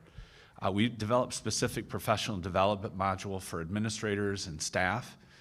We implemented that with our administrators earlier this month. We're planning to roll this out to staff, and we're continuing to talk to some professionals in the area in terms of mandatory reporting and the things that we need to have all of our staff touch base on. An expanded reporting mechanism to reinforce the report that was created in January, and also extension 2800, the voicemail, where people can report things to us. So we'll spend a little bit of time talking about what we've heard so far and what's going to be the future of that program as we go forward. The student safety and staff conduct policy, anti-grooming, is something that we have drafted. We had a meeting with 2 board members, actually last week, to talk about taking things that are in policy now today, but pulling those threads and weaving a policy that explicitly talks about these kinds of behaviors, so that we, again, are very clear on what those expectations are. And really understanding those expectations and boundaries before staff interaction with students and our current staff. And then we also, reflecting, wanted to talk with the SROs, the police chief, about a formalized police department documentation follow-up process, because that's something that we, in our reflection, understood that there's areas that we need to improve, and I know that Mrs. Price will talk a little bit more about that in her meeting with the SROs, saying this would be beneficial to them as well, and so that's something that we want to roll out. So in addition to this, we are implementing each semester review process with law enforcement to look at, and district leadership, to look at that reporting system that we have put in place to make sure that we are looking at those things that we should be in terms of what best to protect students. We also want to identify areas of future improvement, because we know this is what we're doing today and we're never going to come back to it. It's something that we need to continue to look at, to study, to review, and plan. And so we're setting up part of that, these semester meetings, to have our SROs, district leadership, the police chief, representative from the board to sit in to say, okay, what's been happening this semester? What can we notice? And I think these are steps that'll be meaningful progress to also reporting this out to the public in a way through the board meetings, and doing a report about what we have found as we move forward throughout the school year. And so that becomes something that is important for us. So I wanted to begin with establish a draft of Perrysburg School Student Bill of Rights. And really, this is outlining clear reporting pathways for students that we have today to voice concerns about safety, and to do it in a way that's, confidentiality, safely and confidently. So we're committed to ensuring a safe and supportive, respectful environment. So this statement here is really the framework for which we worked from to create this message to our students. And you'll see here that you have things highlighted, that you have the right to be treated with dignity and to learn in a safe environment. If you feel uncomfortable, unsafe, or witness inappropriate behavior by a staff member, another student, you have the right to take action. And what does that mean? And how do you do that? Again, there are policies out there that kind of point the way, but we don't want students to be armed with a flashlight, but we want to have a sign pointing the way for them to make sure that they're able to move forward. And then, as always, we want to be intentional. They've always had the right to do this, but we want to be intentional in streamlining and emphasizing the process for students.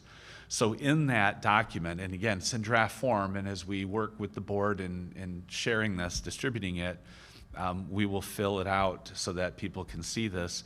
But these are the key components that we want to share. The right to be in a safe learning environment, the right to be heard and taken seriously, the right to know how to report. We take it for granted that students have that knowledge, and they don't. That's one thing, when we looked in the mirror, we saw that wasn't necessarily the case. The right to protection against retaliation, and the right to confidentiality, and we'll talk about those things. So for students, recognize when to report, how to report, and what happens next. Having a document that outlines those things clearly for students is very important, because it's mysterious. It's a huge step for them to step out, to have that voice. And we want to be able to give them a document that says, here's what you can expect. We want to help them understand what to immediately report. So inappropriate touching or unwanted physical contact, jokes, gestures, advances, Professional boundaries, and this is something that you'll hear in some other areas about, well, what are those? Then that includes, but not limited to, excessive private communications, gifts, invitations to meet alone outside of school. And you'll hear this theme throughout the presentation today about ways that we're highlighting these. Any situation you feel uncomfortable, unsafe, or coerced, we want students to feel comfortable to be able to ask the question and be comfortable with, raising their hand and saying, I'm not sure about this. And so we want to be there. And of course, retaliation is always a concern when you're talking about adults that have power in your lives. And we want to make sure that they understand that that's there. We want to compile ways to let students know these are ways that you can, in fact, report. So talk to a trusted adult, a parent, a teacher, a counselor, coach, administrator, or other trusted adult in your life. Say something, reinforcing that there are people around them that they can trust with this information. We have a reporting mechanism, a couple different reporting mechanisms that are available. The newest one was created, but we also know that the voicemail and email is available to them. We also know that it already available is the Safer Ohio School tip line, where you can call in and it's anonymous. And that is something that I know students are very concerned about. We have great law enforcement partners that are here that are willing to help, and we want to make sure that they can understand that there are ways to do that. And of course, Child Protective Services here in Wood County. So there are ways that we want to bundle all of these options available to students. So this is something that we have a document we've put together. I know at the meeting last week, board members on the ad hoc committee worked through this and gave input and feedback. With this, and also with the policy we'll talk about shortly, the Safe Students Anti-Grooming Policy, they wanted us to talk to students about this, and that was very important. So the next step is taking what we have drafted and then sitting down, and fortunately I have a group that I meet with monthly, a superintendent advisory committee of students, where we meet and talk about different issues. We will want to bring this to them and get their feedback on what is missing from their perspective, and they're a great sounding board for us. The next thing that we did do in the last month is develop specific professional development modules, where we wanted administrators to look at different situations and scenarios. So this isn't sitting and getting and reading things, but actually getting administrators to look at different situations and then reacting and having conversations in small groups and reporting back out saying, how would we handle this?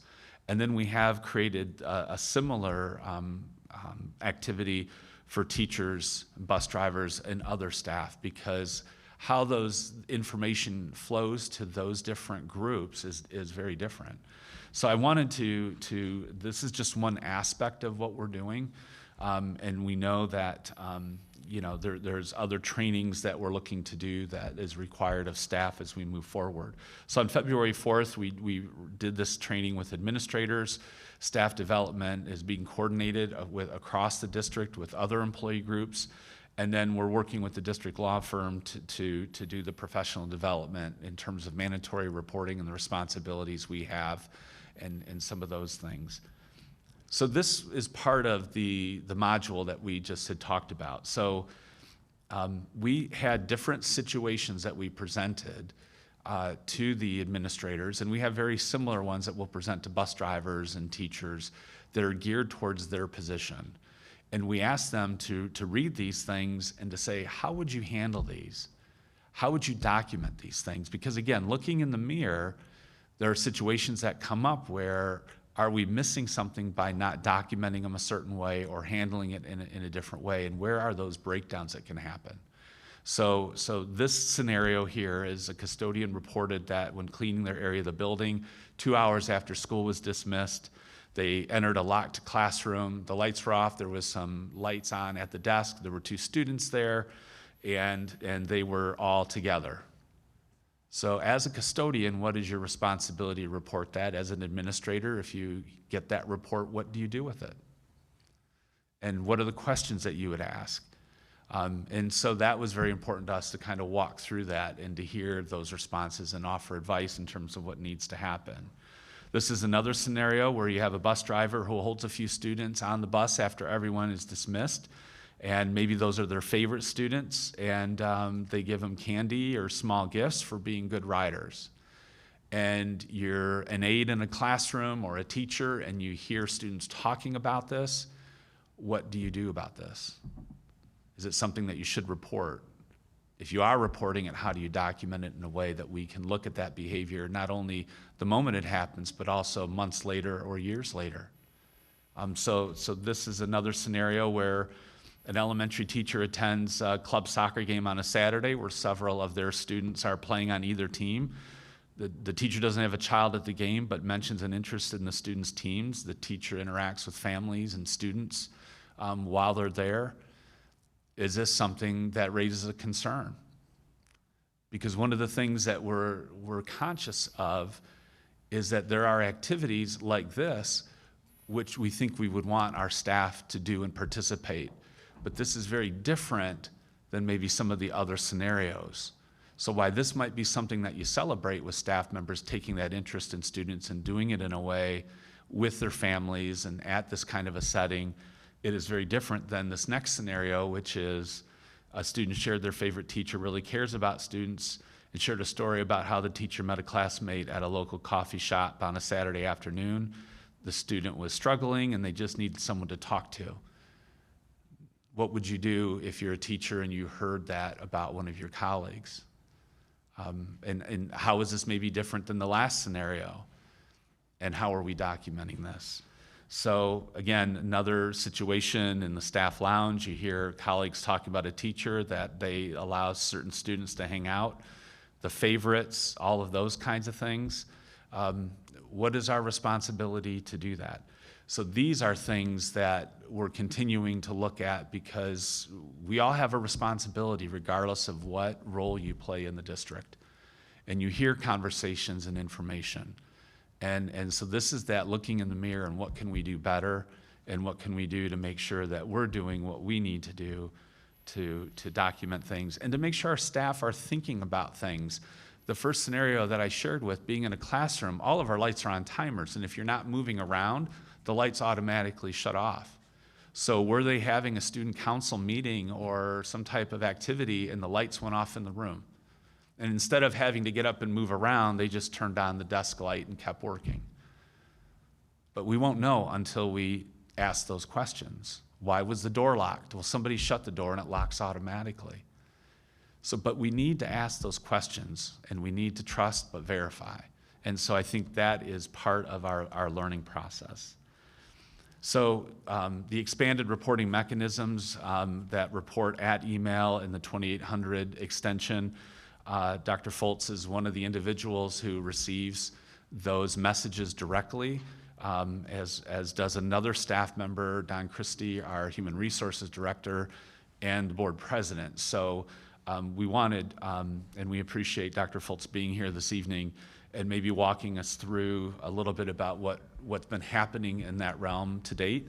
As he does that, if you go to our district website on our landing page, this is what you'll find, which is what to do and what is it for. So I'll just advance as you want me to.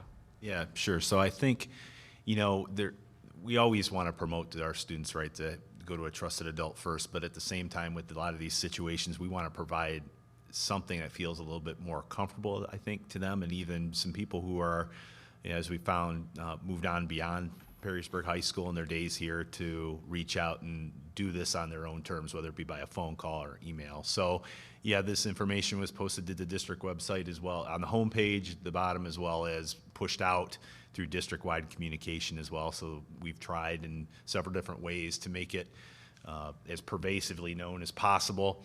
In terms of what to report, I think what we're looking for are specific concerns about staff member behavior or to resubmit previous reports that may not have been fully addressed. Maybe there wasn't a circling back to discuss how things were handled, and so it was left a little bit open-ended, which sometimes will lead people to come to their own conclusions and maybe not have the benefit of knowing the action that was taken, or maybe, there were things that we could have done differently and better. So, we welcome those sorts of reports as well. So, it's designed to handle detailed reports related to staff member conduct and not intended for general feedback or non-specific concerns. So we really want to dig in to into the weeds, so to speak, on these and really get to the essence of what occurred, and going back as far as possible to retrieve and identify information and people involved as we can. So some things that we're asking for in these submissions in the detail,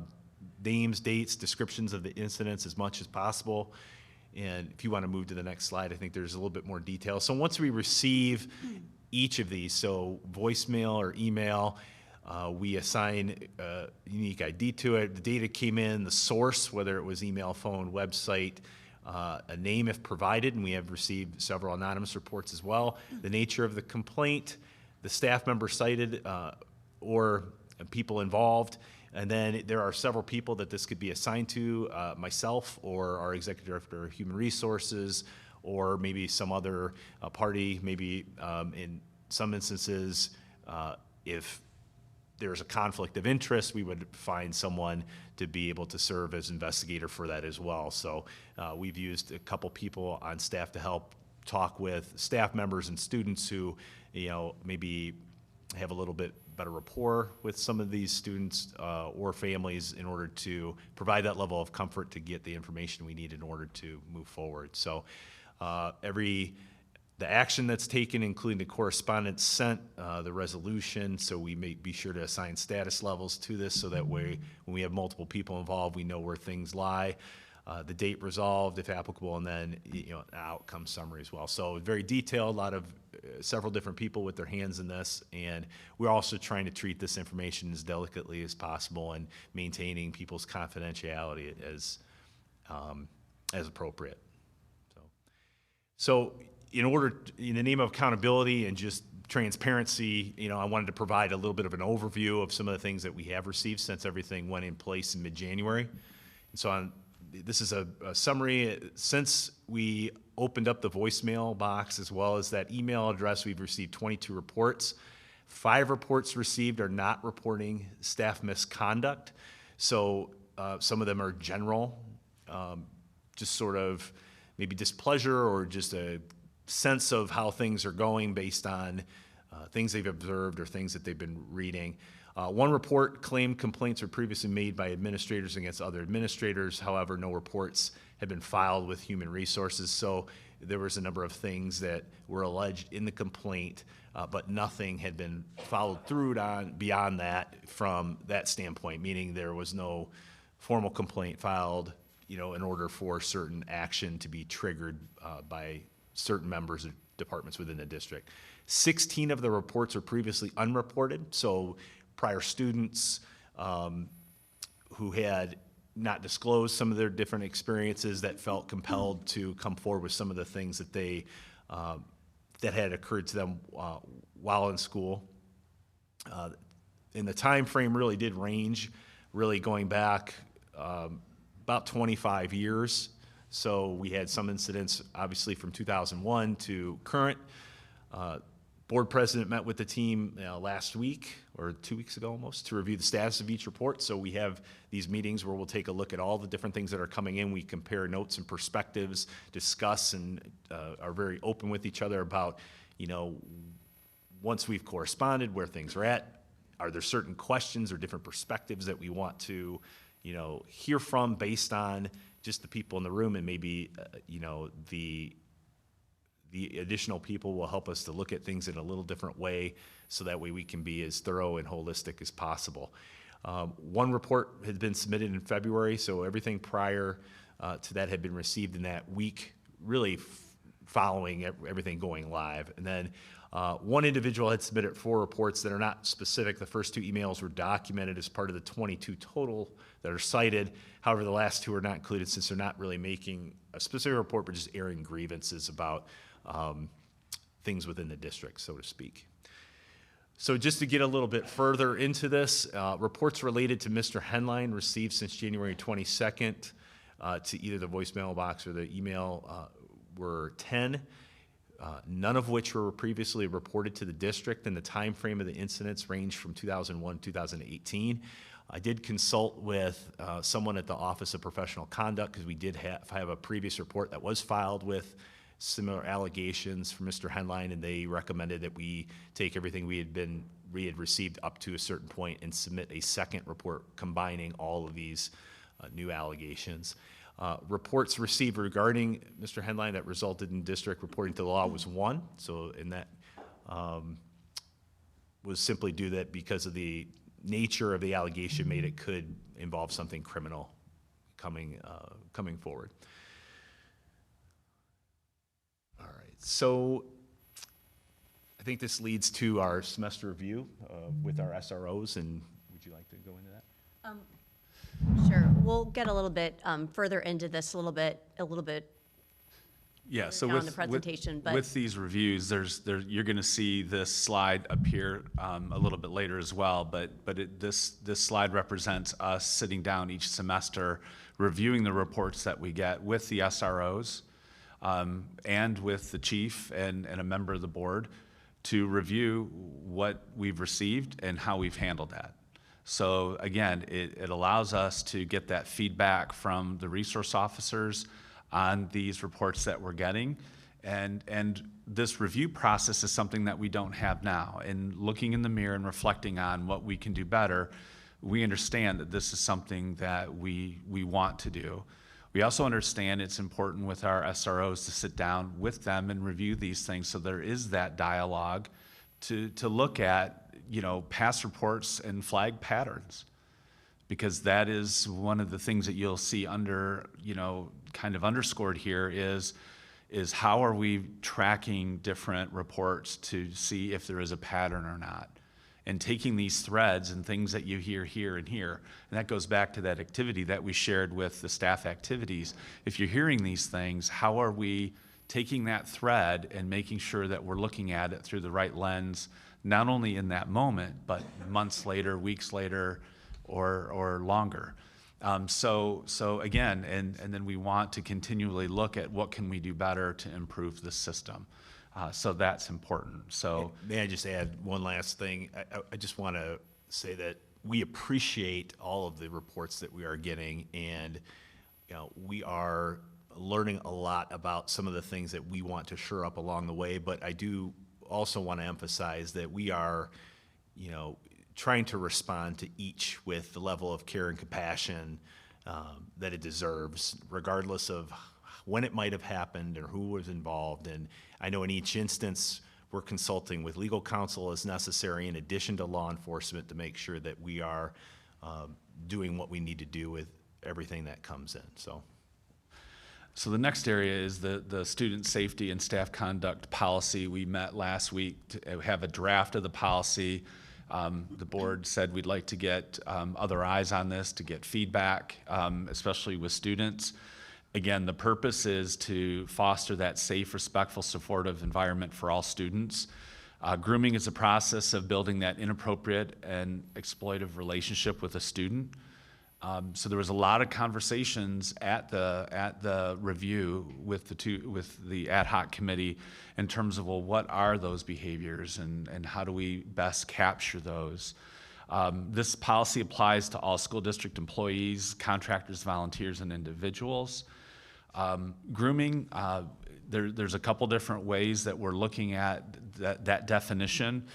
One are some very broad strokes where we have providing special treatment or gifts to students, non-professional communication, social media, personal messaging platforms, isolating students from their peers and families.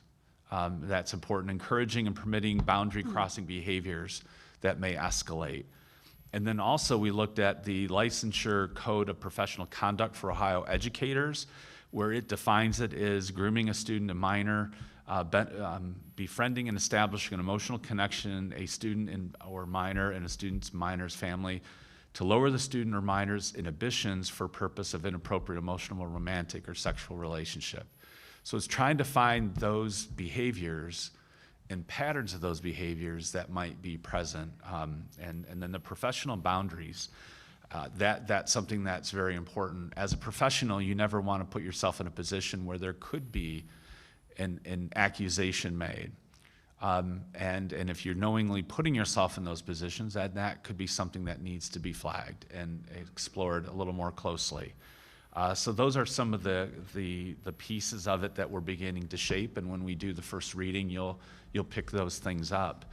Understanding the key components: prohibited misconduct, mandatory reporting.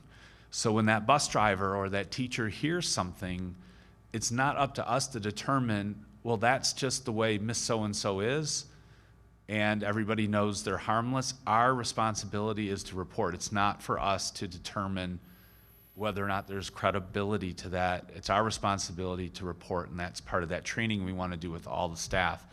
The training and awareness, monitoring and accountability, which you're hearing pieces of that this evening, and investigation and consequences. And we want to be able to communicate these expectations to families and certainly students. So the last piece of this, I'll turn it over to Mrs. Price. Thank you, Mr. Hostler. So I had talked with principals a couple weeks ago, and then last week Dr. Foltz and I met with the SROs to really try to gather feedback and look into what can we get better at, how can we make sure we are consistently documenting and tracking these types of things. And so I'm not going to kind of read through all of this, but basically we're working really closely with the Perrysburg Police Division, our SROs. We have safety committee that meets monthly, as well as a parent safety task force. We'll be running some of this stuff by them as well. And you know, our SROs are such a resource to our building, and so we're really just ensuring we all know what the expectations are of each other, so we don't miss anything, and so we can recognize patterns of concern a lot earlier, and just have a better way to historically document what those are. So Tom, if you can scroll ahead. So in kind of reflecting and reviewing things, we found several examples where police reports are shared verbally. And we'll get into kind of on a next slide why that is. But essentially, until a report is closed, information can only be shared verbally, and there needs to be typically some impact to the operations of the school or the safety and security of student, staff, and families. So for example, we don't need to know if someone has a cell phone violation in their car, but we do need to know things that may have an impact to school safety. And those things can range from, of course, staff misconduct is what we're kind of led us to this discussion tonight, but also there are custodial situations, there are domestic violence situations that may bleed into school events. So there are other things too that sometimes impact the safety of the school, and it's threading that needle of what do we need to know, and then how do we document it, and who needs to be looped in on those things. And so again, there's some challenges too. Sometimes things are reported to the police and there's not really anything to investigate. There may be no people's names listed or anywhere to start that investigation. It may not be criminal in nature, but there may be something that we still need to do or could still do about it as a school system, and where's that line? And what do we do with that information? And so these semesterly check-ins and review of what has been kind of collected over a semester, I think will create a good checks and balances to make sure we're being consistent in those approaches. So if you scroll ahead. So again, ensuring transparency across all buildings. We kind of worked with principals and with our SROs in the Perrysburg Police Division to kind of lay out a reporting process. So there's kind of two different funnels. There are police reports involving students and then police reports involving adults. For police reports involving students, there's a little more latitude in what can be shared, because obviously if anything poses a threat to the school, certainly the SROs can share details. Just like I referenced previously, if it's an open case, we can't get that hard copy until it's closed. So it can be discussed verbally, and we are shoring up, again, these are the Cliff Notes version, but shoring up the process of making sure that verbal discussion is documented with general notes. You've got a summary, date and time. The administrator is going to be the person responsible for taking those. Once that report is closed, the SRO will let that administrator know, so we will be able to pull that report. And then there is a system called CaseWorks, which in a nutshell is essentially a kind of a data tracking system for student threats and safety. And so we have access to that, our SROs have access to that. We would have a redacted version that we could put there along with any notes regarding that incident. And then we can factor that into if there is a threat assessment, summary conclusion that results from that, or some type of safety plan for a student, we can factor those into that, and it's a way to track and make sure there's a historical way to look at those things. And then for adults, again, there are a variety of ways police reports on adults can impact schools, but again, we want to make sure that we're in the loop for anything that would impact the operations of the school or the safety and well-being of students, staff, and families. Same thing, like I said, open case, we can discuss verbally. Same process would happen. That district supervisor or direct administrator would take notes. For example, if a bus driver, or if someone's an employee and they're a bus driver and they get a DUI, we need to know that because a different course of an action may need to be taken. Well, it will need to be taken in that regard. So our SROs will work with who those direct supervisors are that may need to know if a police report has been filed on an adult that may impact the district in some way. And then same thing, SRO would tell the building administrator once that report's available. And then this is the piece that we're kind of working through on our end. Again, they're gonna take notes, document all of those things, but also document that outcome. So whether there was an investigation, and if so, what resulted, if there's discipline resulting from that for an employee, if there are support plans for an employee that maybe result from a police report, or any restrictions to people being on school property, what central office administrators need to be involved. And so if you just go to the next slide then, Mr. Hostler. So essentially for students, those reports will be kind of uploaded into Caseworks, and those that information will be incorporated into a student's threat assessment or safety plan. And then for adults, what we are working on is really kind of a shared building team drive that those building administrators would have. So that way we're not relying on one person to have maybe a file in a filing cabinet, but a way that we would be able to have a kind of a central place to store information so that we could have an historical look back. If someone said, 3 years later, hey, this got brought up, did anyone do anything about that? We could search by year and the individual's name that would be impacted with that and really see what was done and what the result of that was. And so certainly if any discipline would result, that would go into an employee's personnel file as applicable, but there may be other things that happened between let's say two people at a student, two adults at a student event who got into an altercation, and we may need to be aware that these two people may have an issue with each other, right? So, and there may need to be restrictions to school property for some of those things. So we are shoring that up on our end. Really appreciate the Perrysburg Police Division's input. We went over this with them last week. They gave some good feedback as well, and certainly value that.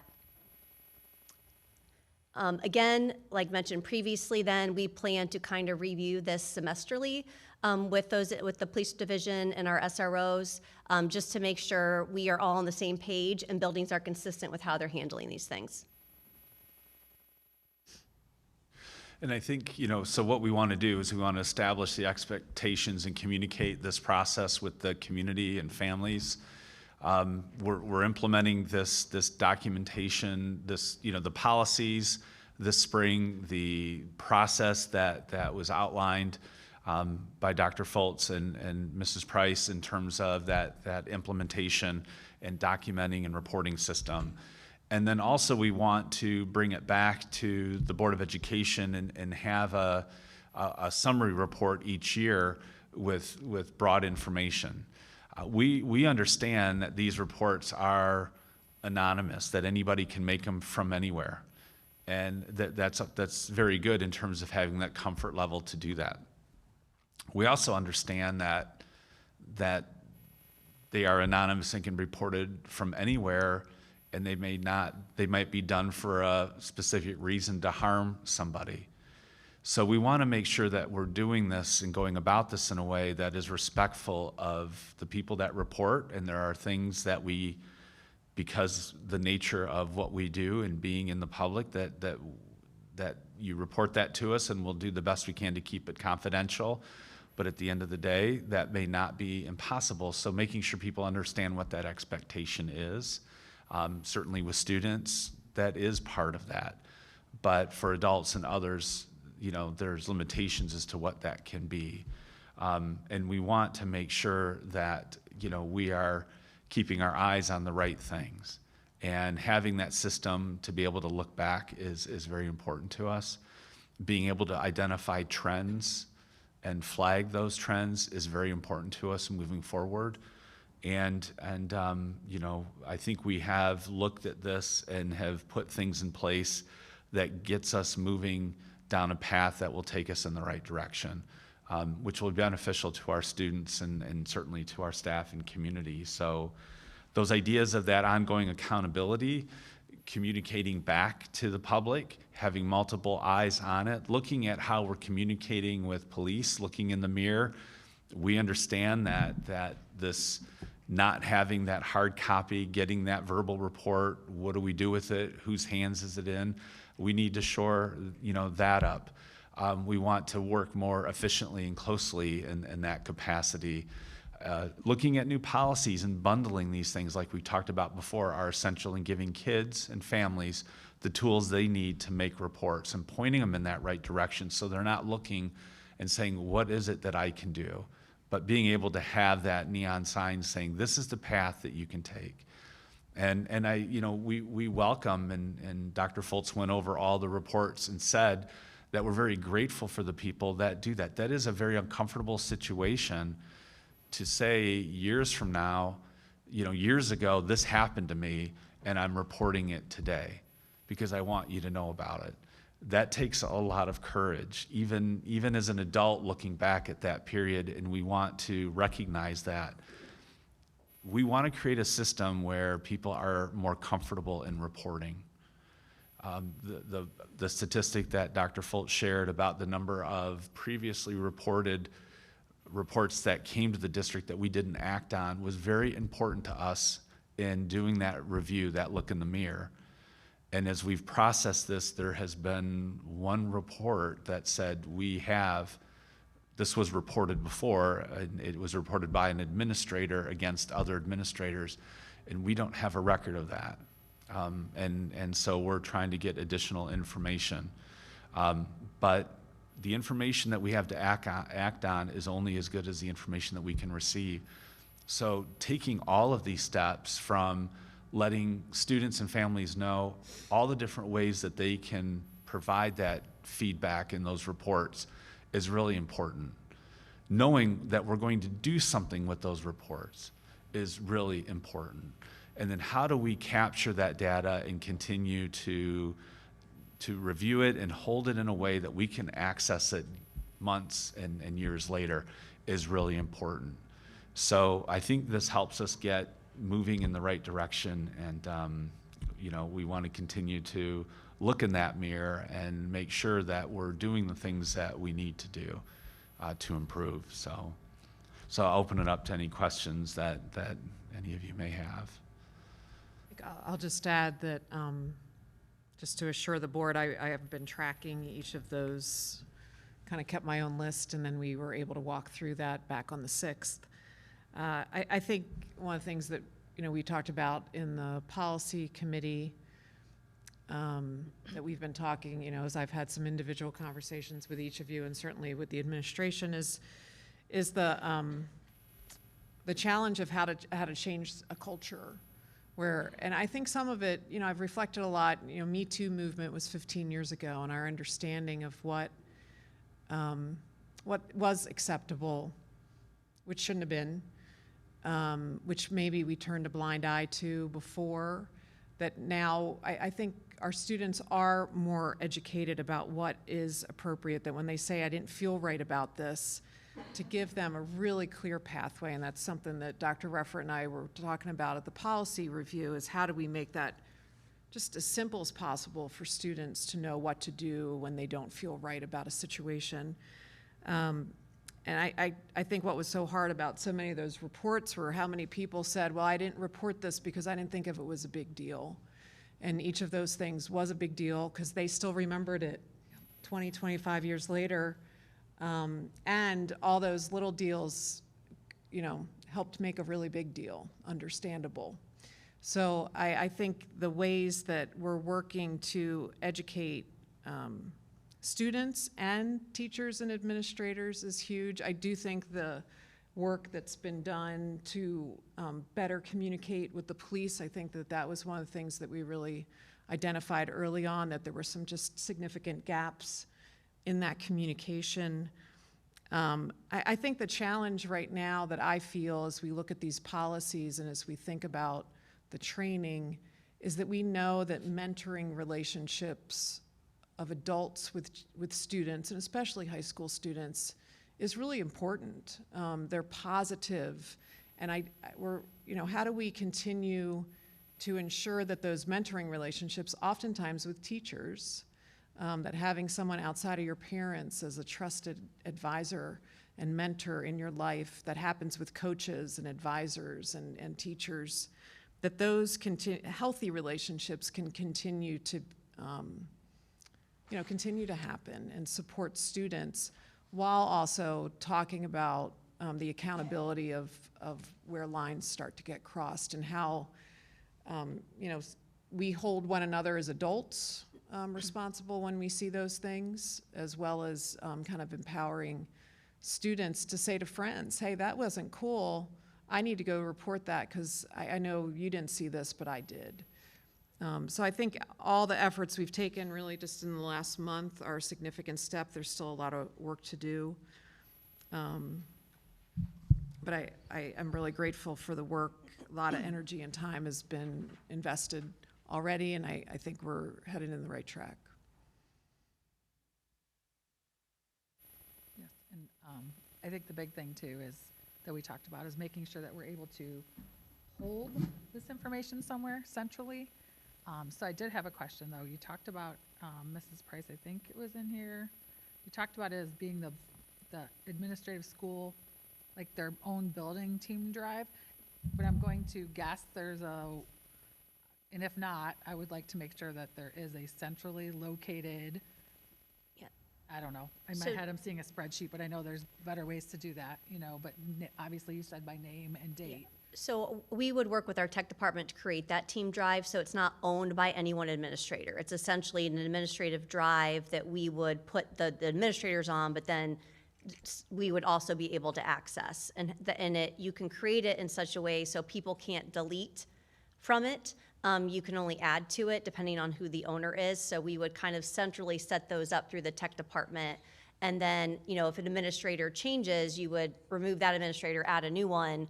But you'd have that historical look back of all those documents. So you could search by year and the name of a person to see when something occurred and what was looked into and what was done about it, regardless of the person in that position currently. So I know that's one of the many concerns, but that was one of the big ones, is to make sure that we're able to track that so that we have it and it's not just one person having that information. So I know there's a lot of work that went on to here. And then one of my big questions, and we had our ad hoc committee meeting last week, was some people obviously don't want to give their name, and what is the truly anonymous way to report? And that would be the Safer School line, from my understanding, is that they report the information to somebody at the state level, and then that person contacts the district without giving a name, but gives details so that you can investigate. Is that correct? Yeah. So in essence? In essence. And then what happens is multiple people get an alert when something goes through the tip line, and you have to mark it resolved with the state. So you have to put in the system how it was resolved, or they will, you can't really ignore it. It keeps, now some of the things that are challenging with that is sometimes we get reports and, for example, on Thanksgiving, Autumn Rainbow is a sixth grader being bullied at Fort Meigs. Well, we immediately look into that. We don't have any student by that name in the district, and we don't have sixth grade at Fort Meigs, right? So we document that we could not substantiate the threat, but that goes into the system. So, and then of course there are other things that our SROs make house calls, our administrators are contacting parents after hours. I mean, we get the alerts at all times. I think one was on New Year's Eve. So.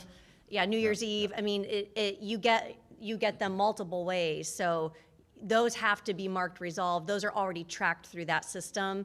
But sometimes it is challenging if there's nothing to go off of. There needs to be at least enough information to figure out where to go with a threat. And so even if there isn't, you still have to mark what you did to substantiate that you couldn't move forward with it, depending on what the information is.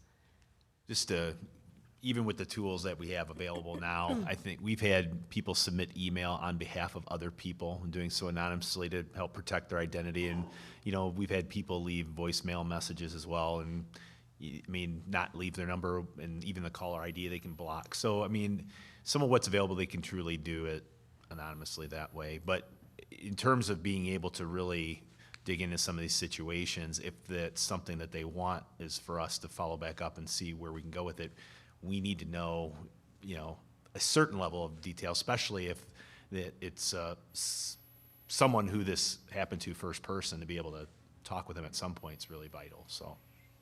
Right, and I think that's part of where your rights as a student and our Student Bill of Rights comes in. And I'll be very interested to see, because we had requested that it get vetted by some students to see, because it makes sense for us, but I'm an adult, 55 years old. You know, and I think also it's important that we teach our kids to trust their gut.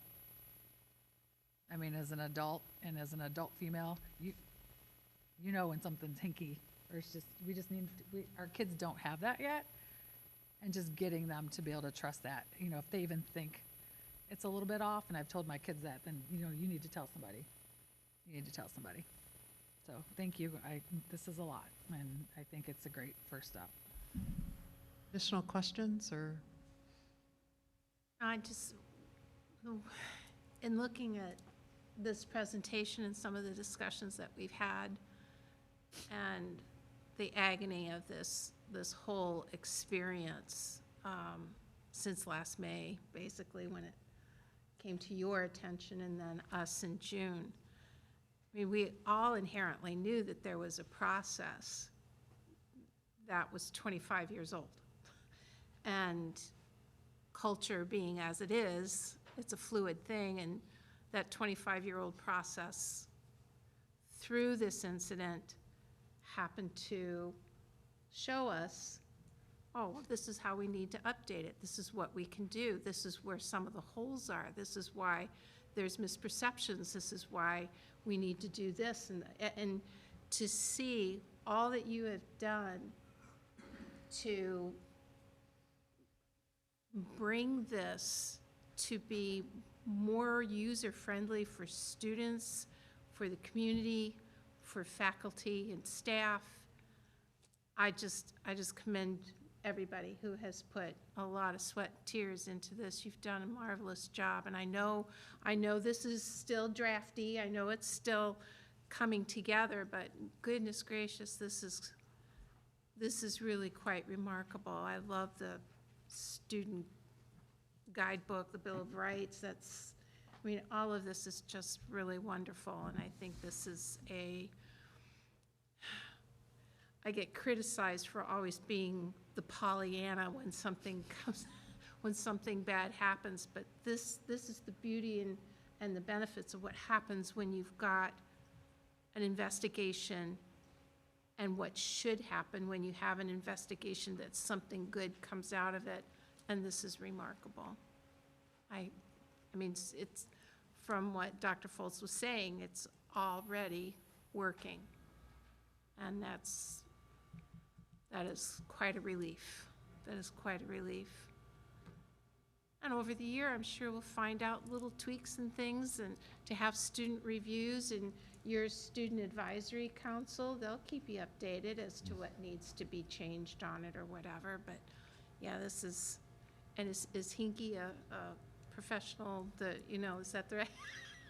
Everybody knew what it meant. That was awesome. I like that. All So right. you have to include that in the book somewhere, that, if you feel hinky about something, you need to report it. Okay, well, thank you, Mrs. Price and Dr. Foltz and Mr. Hostler for that update. Before we move into the superintendent's report, we are going to take a 5-minute break.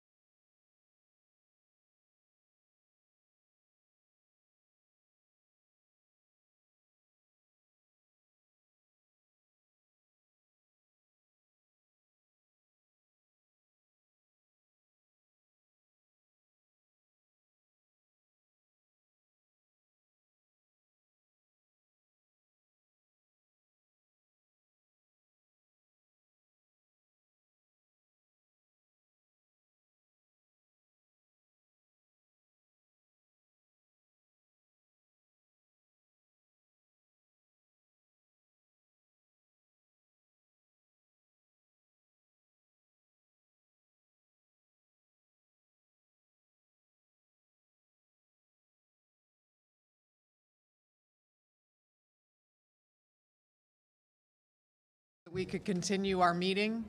I'm going to turn it over to Mr. Hostler for his report. All right, thank you.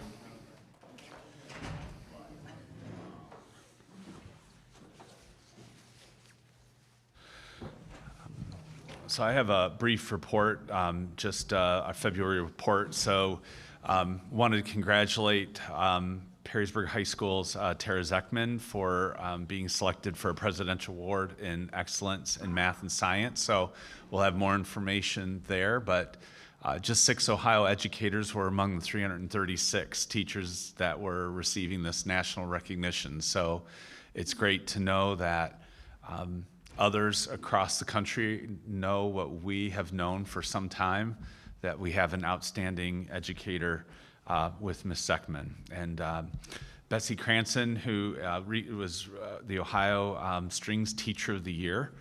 She's been working in the district as a strings teacher for nearly 20 years and has helped be one of the driving forces in making our program, the strings program, what it is today, which is just not only across the state, but nationally known. And we're very excited that she received this award. So Military Appreciation Night at the girls basketball game at the junior high.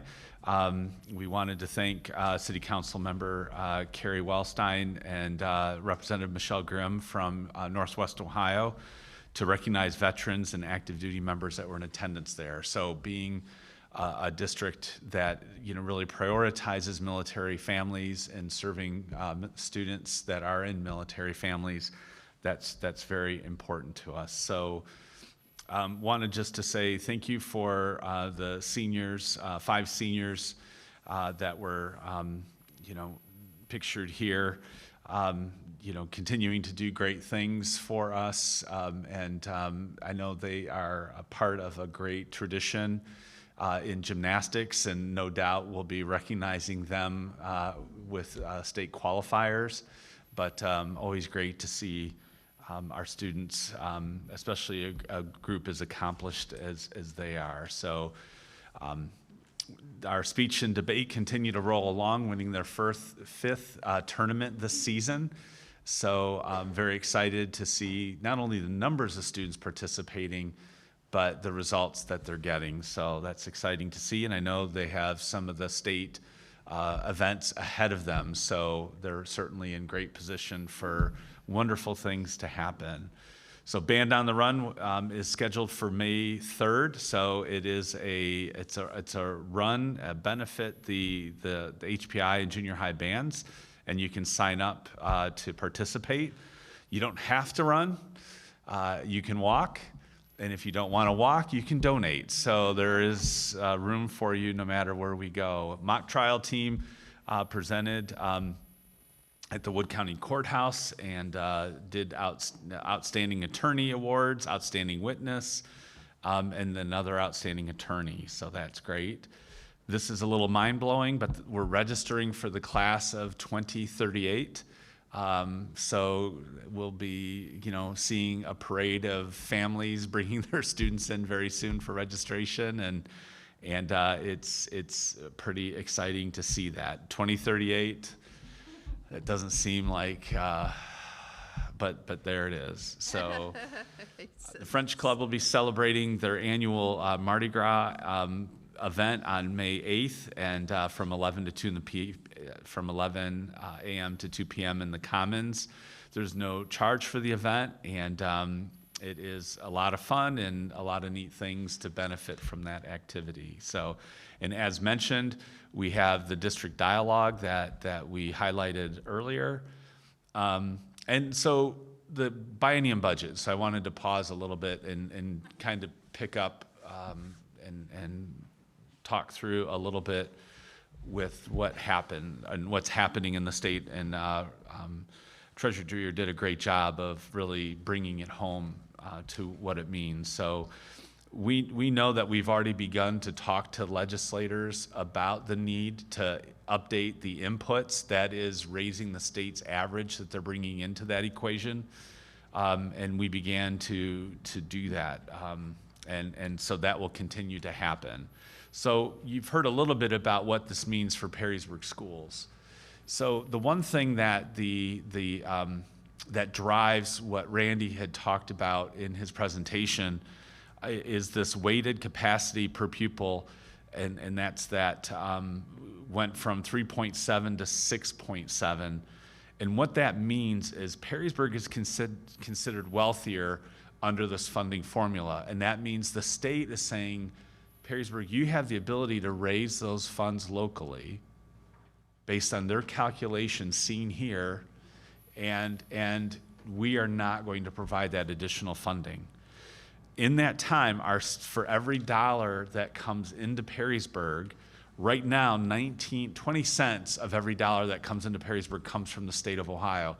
At the end of the biennium budget, it'll fall to 11 cents will come from the state of Ohio.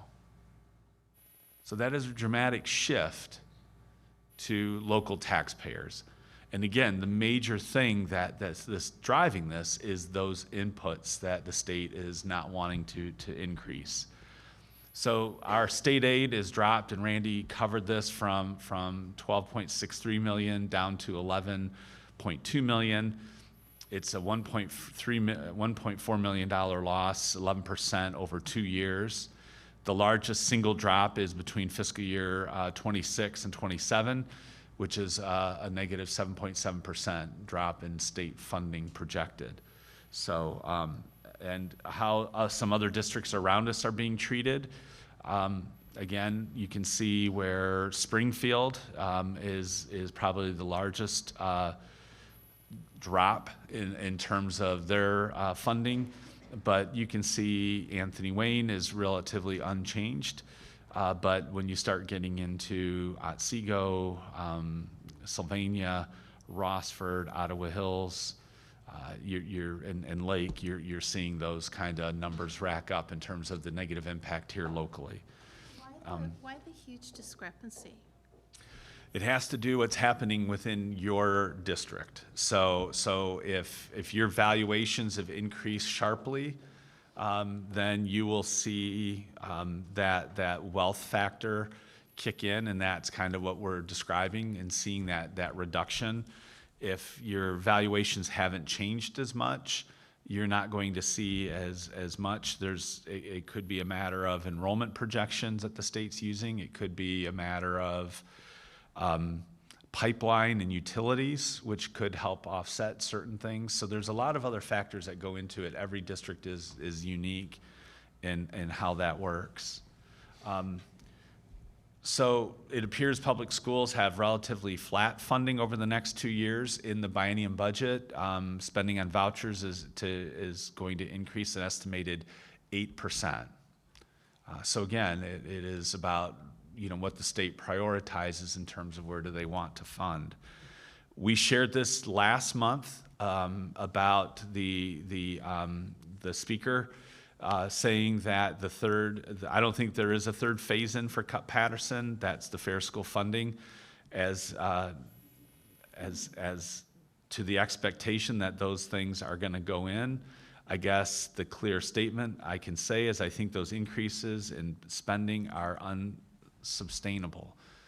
So what that means is the expectation is that additional spending is going to come down to the residents of school districts. But budget priorities, as you can see by some of the other things, is certainly very different. This is just the beginning of the process. So I don't think you want to overreact and say this is what is going to happen. You heard Randy talk about I'm going to have to do the best guess in May because we won't have a definite answer then.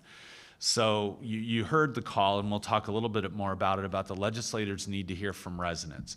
That is critically important. That's something that we'll be sending out some information. One of our colleagues in Chardon, Ohio, did a really nice job of framing things, and we're going to take a page from them to help our residents make sure that that information is being communicated. But just a reminder of what has to happen with the budget. So the governor introduces his budget, and that's what we're talking about now. And then this year, they alternate years. So this year, it actually starts in the House. So a state legislator will take the governor's budget and just adopt it as a bill, because then they can begin to work on it and discuss it. And then the House is going to put its stamp on it. They will break up the bill into different committees. They'll hear testimony. They'll make different changes to it, and then they will pass a version out of the House. Then it goes to the Senate. The process starts all over with the Senate, and they will put their stamp on it. So the House will pass a version of the budget bill. The Senate will pass a different version of the budget bill. And then what happens is they assign individuals from the House and the Senate to come together in a conference committee. They hash out a bill, and once it comes out of that committee, it will go to the House and to the Senate for approval. And typically, it will be approved in both chambers, and then it gets passed. Then it goes back to the governor, and the governor can sign it, and then they also have the ability for line item vetoes, and there's certain things that they can strike out of the budget that the governor doesn't like or support. So this is a lengthy process. This is the first lap of of several laps in the race to come. And so hearing what Randy said, that legislators are saying, I'm not hearing much from people. We need to let them know that we're concerned about this, because who does it impact? It impacts our taxpayers or our students, or both. And so that's what matters is the inputs. That is the most important thing that we can begin to communicate, is that you need to update your end of the bargain, which is you're going to use current average salaries for all of these positions that goes into the input, which will then allow the state to balance out with what we're responsible to pay. Because right now, we get updated, our responsibility gets updated every year. And theirs hasn't been since 2020. So that is very important.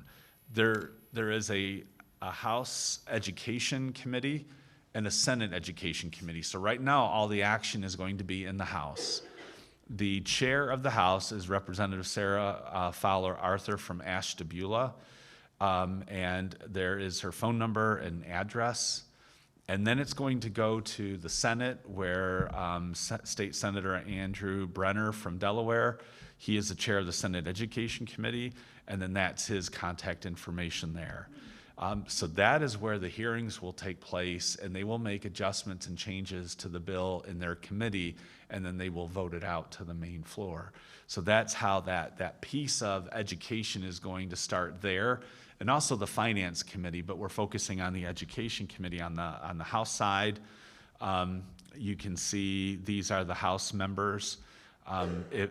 People that were newly elected haven't submitted their photos yet, so that's why there's no photo yet, because their sessions just began.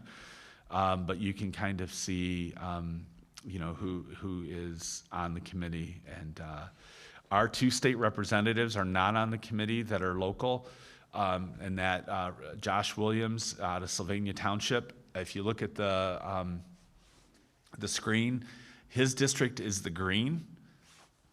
It's kind of like a butterfly almost kind of a thing, or I don't know how to describe it, but it's to the west of Perrysburg, Sylvania, the west of Perrysburg, but then you can see how it goes along the river through Perrysburg and then cuts out in Perrysburg Township. So there may be some individuals in Perrysburg schools that are representative by Representative Williams, so that's why his name is appearing there. And then also Representative Haraz Gambari in Perrysburg. Representative Gambari has always been somebody that we've relied on to help with conveying education, messages, and he's not on the committee, but it's good that they hear what our concerns are. And I know Representative Gambari's been very supportive of schools. Representative Williams is a very openly for choice. And that's where he aligns with, and I'm not talking out of school, he would tell you that himself. Our state senators, Senator Teresa Gavrone, Bowling Green, and you can see her covers most of Perrysburg schools. I am sharing that Senate president, the most powerful person in the Senate is the president. Senator McCauley is out of Napoleon, so a familiar, they're on our athletic leave, and you can see his district is basically just surrounding Wood County. but an important voice that we want to make sure that he's hearing, as well as Senator Gavarone. So I don't think Senator Gavarone is on the Education Committee in the Senate. I didn't include their information because it's not in the Senate yet. But she is certainly a powerful person in the Senate as well. So that kind of concludes the report. Any questions that you might have? Happy to answer them. I just want to highlight back on your slide 17 that while our funding is decreasing over the next 2 years, to where we're really looking at about 10% of all of our costs actually being supported by the state, and the other 90% falls on us, that they're increasing vouchers, and just vouchers, that's funding to take your student to private schools and to charter schools, which again, in some is granted. The problem is that our funding decreases while their funding increases, still with no accountability tied to that. No testing, no accountability for the outcomes of that money. So I just want to highlight that again. You know, I will add to that because, you know, we talk about that a lot. There's a really, if you read the Ohio Capitol Journal, there's always a lot of information about, you know, all of this. And there was a good article, it was just this week. Actually, what's today? Yeah, yesterday, the 17th. So it talks about Patterson and, you know, all of that, but it talks about the vouchers and how they increased vouchers in the data from 22-23. It says, according to League of Women Voters of Ohio research of state data, voucher programs have seen enrollment between 22-23 and 23-24 increased by 3,700 students, while the spending on voucher expansion nearly tripled in the same period. So 3,700 additional students, where they tout it as being, we're going to give people choice. And they say the bulk of that enrollment increase went to students whose families had already decided and been able to commit their resources to enroll their kid in a private school. And you know how I feel about vouchers, and you know, they don't accept everybody. You know, and I'll say it again, and I'll keep saying it, that there's no private school that would take my student, my Lucas, who's now 23 years old, with the special needs that he had. He would not, and he, again, creating that divide between the haves and the have-nots at the expense of our children. How to express to our state representatives and people making these decisions what our priorities are for our students. Can you Thank send you for that. everybody that link, Lou? And again, with no accountability. No So accountability. Public schools can pretty much, they don't have, like we're state, or public schools have all the testing requirements, all the, you know, state tests, all of this and all that, and you have to take everybody. But again, all of our money's going to private schools because let's make the haves have more. Yes, I will send that to you, and I'll send it to everybody. Yeah, but if you just read the Ohio Capitol Journal, there's a lot of great information. I also wanted to highlight, it is board appreciation time, so I don't know if this is appropriate or not, but. I thought you wanted to skip over that for some reason. Go ahead. Yeah, thank you. In all seriousness, we're very grateful, and certainly will convey the message to Board Member Menke, but you know, it is more challenging than ever perhaps to serve on the board. I can't think of a more important role to play in your community, and also probably the most thankless role to play in the community is serving on the board. And you know, from staff and from students, you have a bundle of thank yous that are there for you. And you know, I know you never get downtime, whether you're at a store or, you know, pumping gas or at church. Inevitably, you know, somebody wants to talk to you about, you know, something going on with the schools. And so the amount of time that you put in outside of these long meetings and the committees that you serve on and attending events and being visible, it is a sacrifice to your families. And we're very grateful that, you know, that you're choosing to spend that time with us, and it is very appreciative in all seriousness. And we worry about who wants to step up and answer the call and make it serving the students as you have such a priority. And so we're grateful for that. So in all sincerity, thank you. So I appreciate it. So. And I haven't looked at these yet, but I want to do a shout out to whoever sent me a card and included Tess the dog. That was adorable. So thank you. Yeah, this is one of the Actually- highlights. Yeah, these are, last year I received these at our first regular meeting, and I really enjoyed them. I think I'll appreciate them even more this year after having served a year. Yeah, it is always appreciated that teachers and the students, the staff take time Yeah. out of their day to do this for us, and I have This kept, year. I've got a box, I've kept every one of them that I've ever gotten, and Yeah, there you go. I will go through all of these too with a lot of appreciation. It's an honor to serve. Thank you. It's time. Also, superintendent committee reports. We had operations. Ms. Larimer, did you want to take that one, or? Huh, okay, let me I pull this can- up real quickly. Give me just a second. Oh, There was a lot. yeah, there's always a lot, but,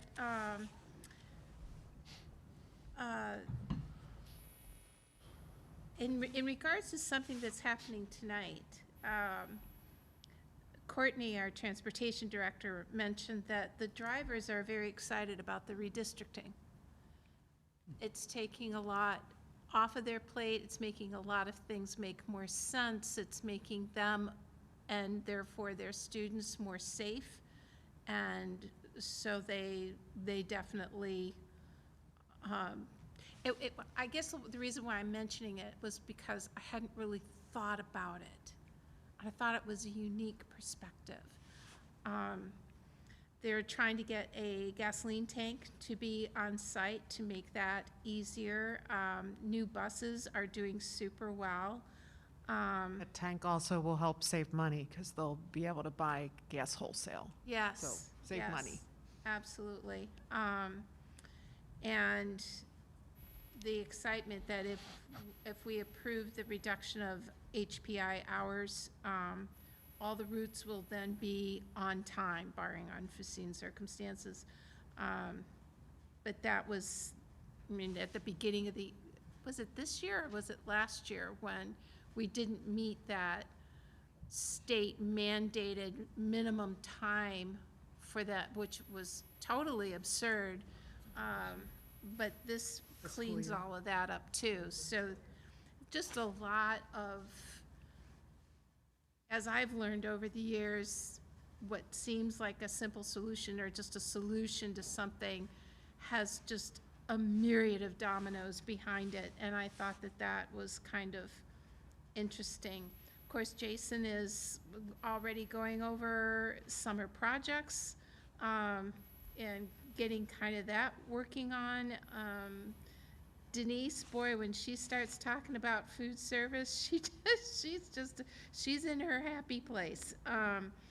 She is such a tour de force in getting so many things going in that department. What she's doing for food service is just amazing, and she's getting involved in another symposium in April in Chicago.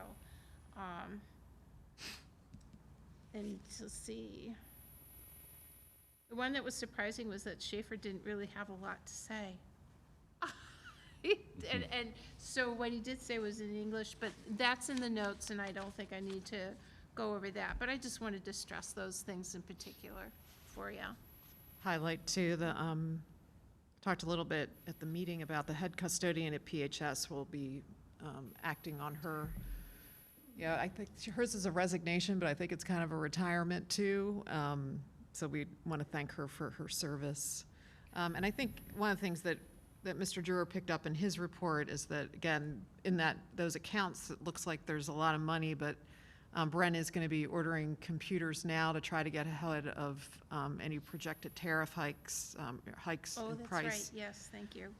Plus all the summer projects. Denise is going to be needing to replace a lot of equipment in the cafeterias, so there'll be a lot of purchases made to kind of replace and upgrade some of the equipment, so. Yeah, put in perspective, our one-on-one device purchase this year is low. It's only $400,000. Because Mr. Schaefer keeps some, inventory I hand for spares, and he's cutting that to the bare minimum just to get by. So, you know, technology is wonderful, but there is a cost. I think I'm just going to highlight one other thing. We kind of joked that Brent didn't have a lot to say, but he noted that he had been spending a lot of time on public records requests. Randy noted that he had spent 20 hours the week before. There's at least 5 or 6 different administrators that have been spending significant amounts of time on a myriad of public records requests. And I think as we talk to folks out in the community, just to encourage them to really target those to what is needed, because it takes a lot of staff time, administrator staff time to fulfill those. So we're grateful for all their work in doing that. And there's a legal cost associated with those requests from time to time, too. Oh, yeah.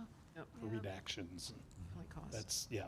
It'd be interesting if we could get a roundabout cost of, you know, how much that is the cost of the district in the last couple of years.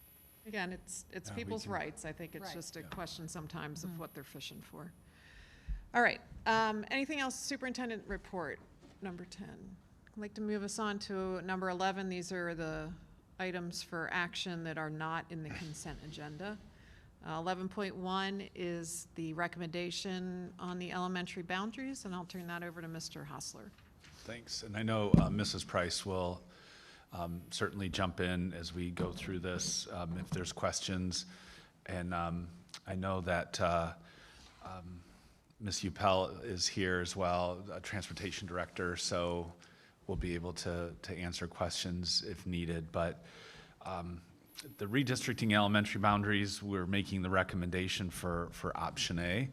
And, you know, just a reminder that we redistrict every single year. Every time a new street gets added with houses on it, every time a new multifamily apartment complex goes in, a new plat is added on to an existing subdivision, we look to see where there is room for students, and then we assign them to that building. And it may not be the building that is closest or within the boundaries, and that has created a challenge. Since 2015, you can see that we've added almost 800 students to the district, and that's significant. We talk about how students come to the district, and we understand how that works. We were hoping that we would be talking about opening a new elementary school to alleviate that overcrowding at the elementary buildings and do a redistricting with a new building coming online. And we know that that's not possible. We also know that the operational levy failing, being rejected by voters, resulted in us not having enough funds to operate the schools that we have, let alone consider bringing on a new building.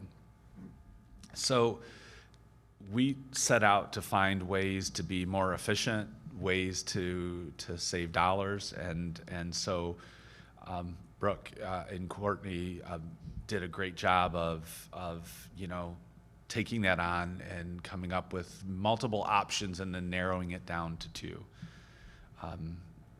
This is our current busing system where bus stops are, and you can see colors that are mixed in, the green and the red, the teal, yellow, all those kind of overlapping. And when you zoom in on that, you literally have exactly what I described. A new street goes in. Well, those kids are going to have to go to another elementary school. That plat went in, those students, and that's what is being represented here, where you literally have around the block 3 different buses from 3 different schools going into the same location.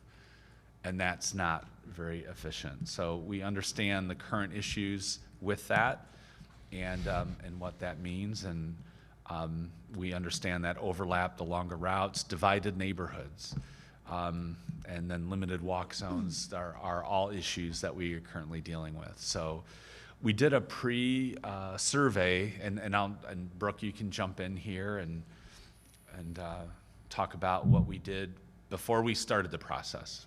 So the pre-survey essentially asked what the primary concerns were from our families. And so I know most of you went to those presentations and you kind of saw what those questions were. So Mr. Hosser, if you kind of can scroll through. So disruption of peer networks, loss of connection to community were top concerns.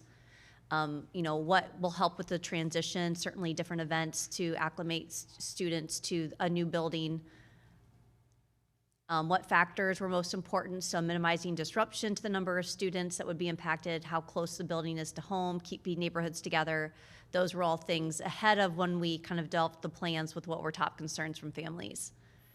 And so, like I mentioned previously in some of the community presentations, we essentially created projected enrollment reports. So we took every current K-3 student, listed where they were living, and figured out through transportation software where are the most efficient boundary lines, and then looked at what that would do to enrollment numbers. And then we plugged in a placeholder of 360 for the incoming kindergarten class. And so you can see there's a sample. Mr. Hosser, if you scroll ahead.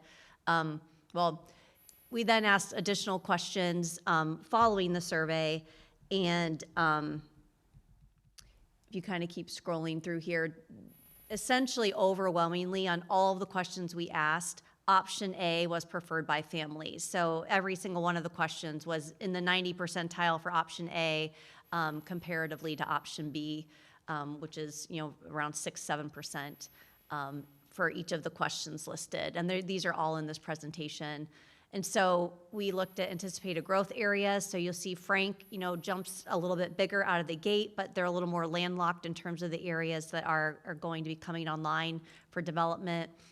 Looked at trying to create that balanced enrollment between buildings, how many students are impacted.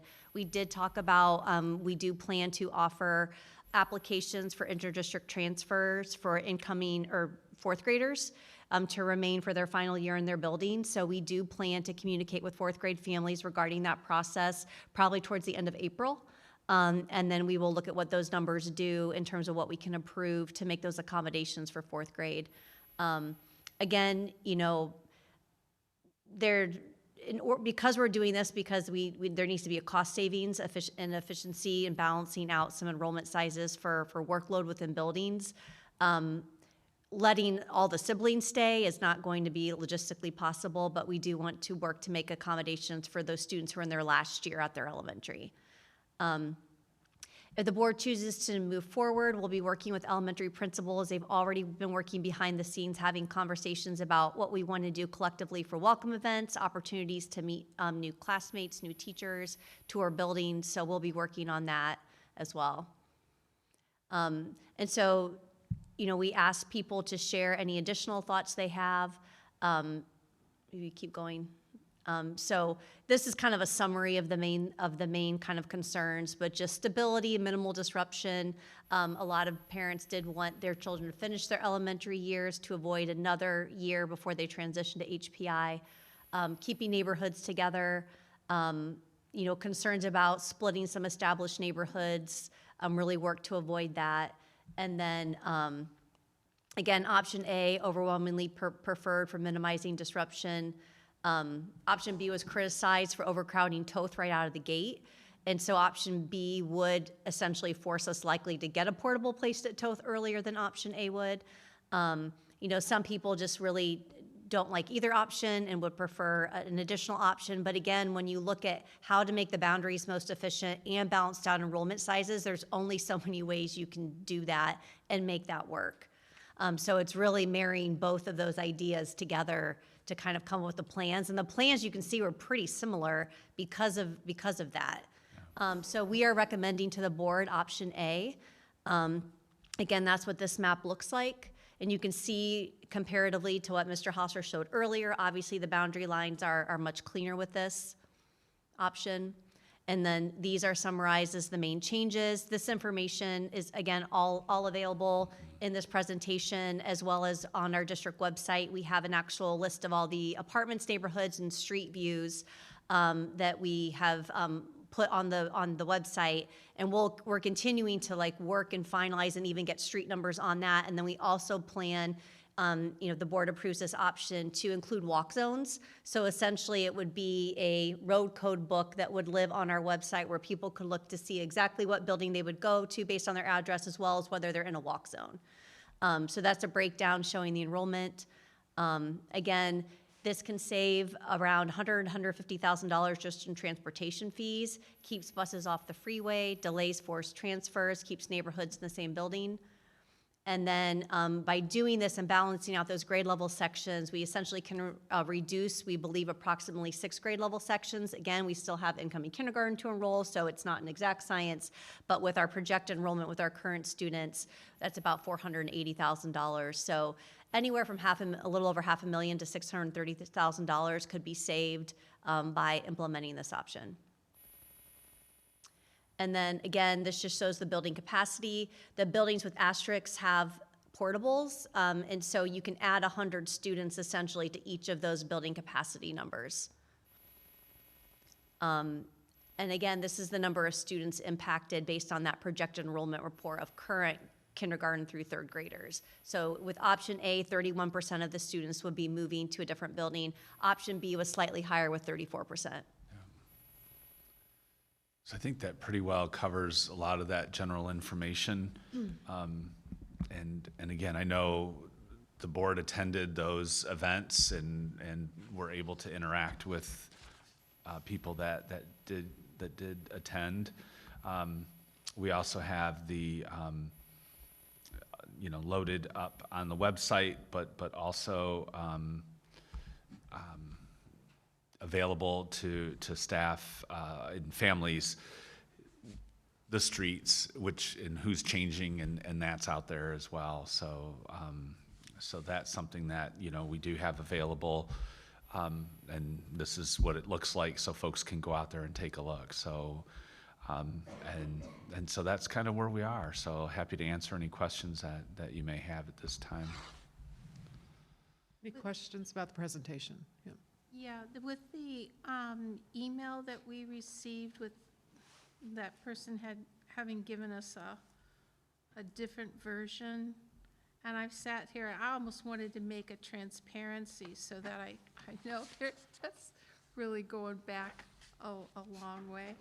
Trying to figure out what the difference was between what she was proposing and A. I mean, I can see it, but her text in her email sounded reasonable, but I mean, obviously there was something that must have not jived with Courtney's maps and figurings. Do we know what that was? I think, if I recall, and I know you have it printed out there, it began to split. Frank was extended out. So one of the concerns that we had is that it would potentially make Frank an area where there is going to be more growth in that corridor down. Yes. So that was one of the concerns, is that Frank was designed to have the enrollment it had because it wasn't including areas where there was going to be a lot new growth. And that plan did expand it further into an area where there would be more growth, and that is our smallest building. So that was one of the things, I think that was a concern as we started to pick through that. So, I do think that there was also, expansion with Woodland, where there was a little more populated area. And it is, you do that and then you undo something that kind of moves the balance a little bit. We looked at lots of options, not just 2. Those were the 2 most viable options that were presented to the board. And so, unfortunately, when you're trying to carve out what you're interested in doing, you're going to be creating someone else who's going to want to carve out. And I think we're glad for the feedback that we received and the meetings that happened after the meetings.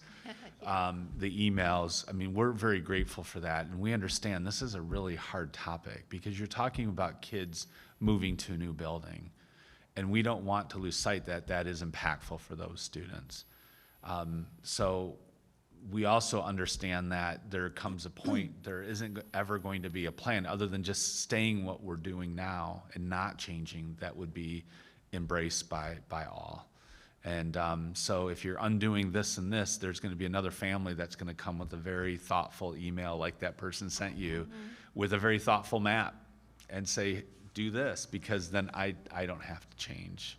And my neighborhood doesn't have to change. And ultimately, we need to change. We don't have the space, the funds to do. And you know, so that's a little, you know, I'm not doing it justice, but the analysis was a little more in depth, but that was some of the reasons why. Well, it goes back to what I said earlier, is that you come up with a plan like this, not only the amount of hours and labor intensity that went into coming up with that option, but you come up with another option, you think, oh, this is so much better, but I don't see it either a lot of times, the myriad of dominoes that start falling and going off the table when you're trying to just tweak one little thing. And right. So that area of growth that would be shifting from Toth to Frank, Toth, you know, has you know, more space that can absorb, where Frank is already stable with the numbers that they have. And you know, so When I saw that email, I think when I looked at that, because I, you know, played around with this a little bit too, and I think it didn't take into consideration that what has been included, which was one of the goals of this, was future growth. So I do think that is that was one of the goals, and I think that that's incorporated in this option A. I think what I'd like to do is we can discuss this and talk about why we would vote for it or not, but I think I first want to make sure that we want to discuss it. So if I could have a motion to adopt the new elementary boundary plan known as option A is presented. If we could have a motion and a second, then we could have more discussion. So moved. second, Dr. Reffert, Ms. Larimer, discussion. So looking at these, and Mr. Hustler, you know, like you said, it's never going to be an ideal time. It isn't. Somebody's student or somebody's family is going to be disrupted. Looking at these plans, when you look at the original map, we knew they were all over. And I've had a couple of people say to me they didn't realize you're taking one bus from way over here going all the way over to almost 795, and that is so inefficient. So I appreciate the time that went into this and explaining that it was more than two options, because you guys spent hours on this. And again, I'm a former elementary principal. I've been an educator for 30 years. It's never going to be an easy time to make any kind of move like this. We were hoping for a new building to make it, an easier move. The good thing about it is that the kids will be back together again at HPI and not have to wait till the junior high. Kids are resilient.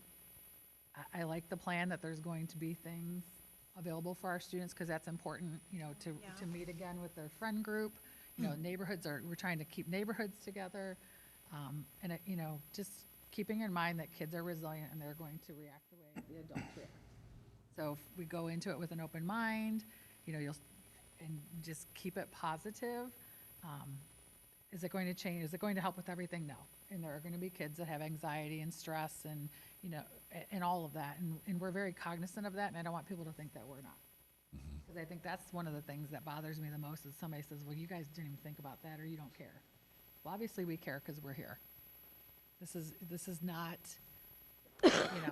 we ran and ran for school board for a reason. We agonize over this type of thing. And I know that this was the best two plans that were available, that make the most use of our resources, and know that we will be able to provide for our students the support that they need and for their families as well. So thank you again for putting all this in there, and I appreciate all the feedback from the families too. And I did quick math, and you know I'm not a math person. Yeah. But you said there were 688 return surveys and approximately 1,600 families, or 1,600, I just went by 1,600 kids, so there's probably more than that. You know, so not knowing how many families you sent out, I mean, that was a 43%. You know, good survey returns are 20%. So we had a lot returned, which was good, and I'm glad that there were a lot of voices heard as well. Yeah, I agree. I appreciate the process that the administration and fellow board members went through to get this community feedback and design this plan and to come up with something that was going to be the most efficient and most cost-effective. And I echo what has already been said here, is that this isn't all about cost to me. There is an impact on our students, on our children, to make this change. And this is what is a polarity. These are two different kind of forces acting in opposite directions of each other. We've got the needs and the emotional care of our students and wanting some consistency versus losing 17% of our budget and needing to demonstrate to the taxpayers that this administration, this board, has looked at everything to bring, you know, the costs down in order to support that new reality of the budget. And because of that, you know, this was not the plan, right? The plan was to build a new elementary school on the west side, and we got those results. So, you know, this was not the plan until a few months ago. And again, kind of looking at all those rocks and saying, this can rationalize the bus routes, can rationalize the level of staff in the buildings, can rationalize future growth, can keep portables down. Again, not the plan that we wanted to do, still probably not the plan that we really want to do, but it's apparent that it's the plan that we need to do. And again, not boiling it all down to dollars and cents. And I am encouraged, you know, one of our elementary principals in the back there at the table right now, and just knowing what a great job our building leadership, I have faith, our building leadership is going to really help welcome these students and make this transition, you know, as easy as possible. And that may feel empty now, but I do have faith that that'll happen. So, you know, the plan, I respect the process that the district went through, that Courtney and Brooke went through in order to come up, and others went through to come up with the plan that will hopefully work best for our students, for our district, and candidly for the taxpayers.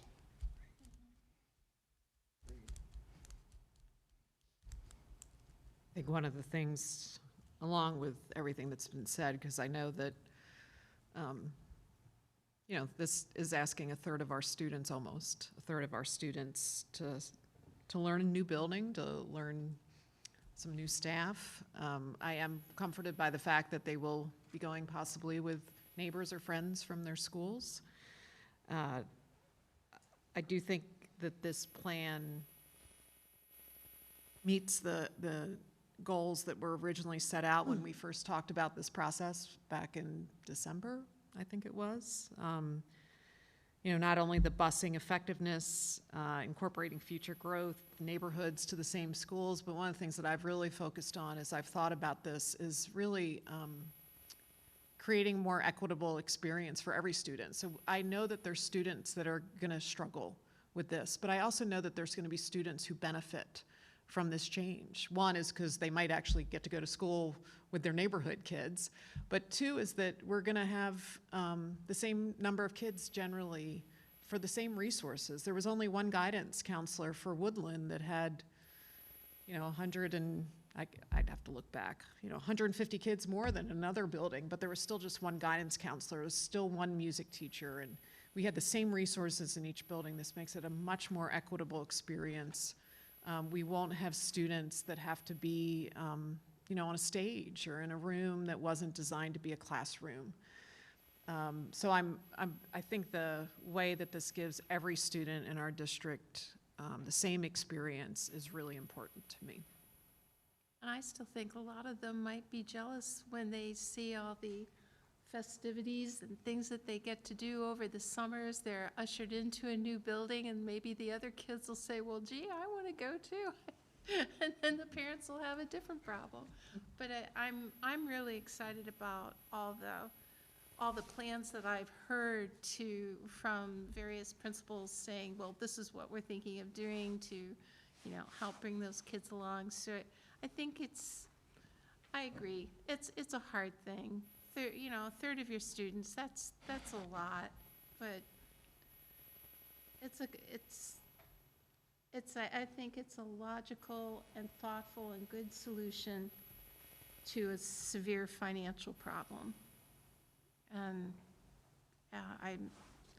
kudos to y'all for the tortures that you had to go through in order to come up with anything, let alone a plan that was so resoundingly acceptable to the people who participated in giving feedback. There was no gray area on that one. No other comments? I'll ask Mr. Drewer for a roll call. All right, Dr. Ruffert, Yes. Ms. Larimer, Yes. Mr. Bennington. Yes. Ms. Rowland Miller. Yes. All right, on to 11.2, approval of Hall Prairie Intermediate daily schedule for next school year. Mr. Hostler? I know we spent the work session earlier this month going over with Mr. Best in great detail the why. And I know it was a good conversation and felt based on the feedback to bring it forward to the board for further consideration. So that brought us here this evening. So at this time, are there any additional questions for clarification that we have? I know we got to ask a lot at the meeting, at the work session. Yeah, we did get to ask a lot, and I know it's just got to be twisting people's brains and knots as to why this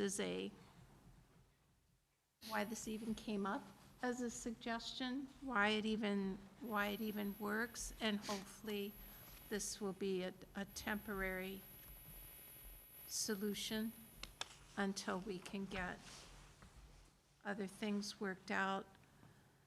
I know there's a lot of people that are very unhappy about it, but I honestly don't see another path to do it. I really don't. I think it's a painfully good suggestion, is what I'm seeing. There are a lot of dominoes that fall into place to make other dominoes work. And I think this is one of the, I think this one's a lot harder to decide on than the maps for me, because it's counterintuitive to take school hours away, isn't it? I mean, in some ways that doesn't make any sense, but because we've given so many extra hours for our students, and this allows a streamlining and a massive cost savings. Let's just pray it's a temporary solution to what we have to do now. I think that's important what you brought up, Mrs. Larimer, that when we look at a reduction, obviously, like you said, counterintuitive, but what is it? I can't read that little 17.63 days over the state required instructional hours for this age level. So that was all the additional time we were providing. Is it ideal? None of this is ideal.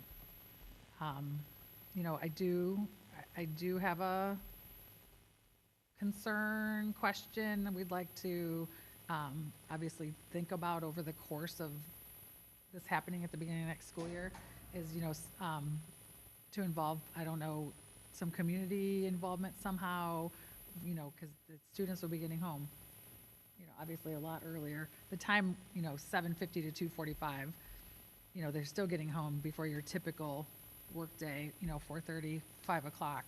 So, but that extra 30 minutes can be concerning. If there's something that we can, come up with as a, community of like how to, students are too old for, Y services or after hours or something like that. But I don't know if there's like some kind of community involvement that, they'd be interested in providing something, for students to go to, for that extra time if parents aren't, or come up with some kind of I don't know, but to have some brainstorming for some families, you know, I don't know if they could all like somehow assist with that, you know, because that would be a concern for some families, I do know. Well, I'm going to go ahead and make a motion to accept this recommendation. Mr. Bennington? Second. Second, Dr. Ruffert? Any additional discussion? I'll just refer back to kind of my polarity comment before, that this is another example of balancing what, you know, needs of the students versus kind of the reality of the taxpayer's decision, so, of the community's decision. It's not easy. No, not at all. I think, I mean, personally, I continued to question this up until the work session. And so I think as we interact with community members, if they still have questions, I would definitely point them toward that work session, because that made it make a lot unfortunate sense to me, so. Mr. Juror, roll call, please. Mr. Bennington? Yes. Dr. Ruffert? Yes. Ms. Larimer? Yes. Ms. Roland Miller? Yes. Passes.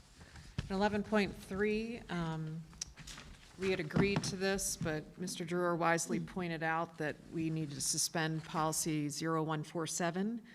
0147 stipulates that we are paid for any special meeting, and we agreed that we would do special meetings that were community engagement meetings, called as special meetings because more than 2 of us wanted to attend, that we would not get paid for those. And so this is a motion to suspend board pay for community engagement events, I guess I really should say suspend board pay for special meetings that are community engagement events in 2025.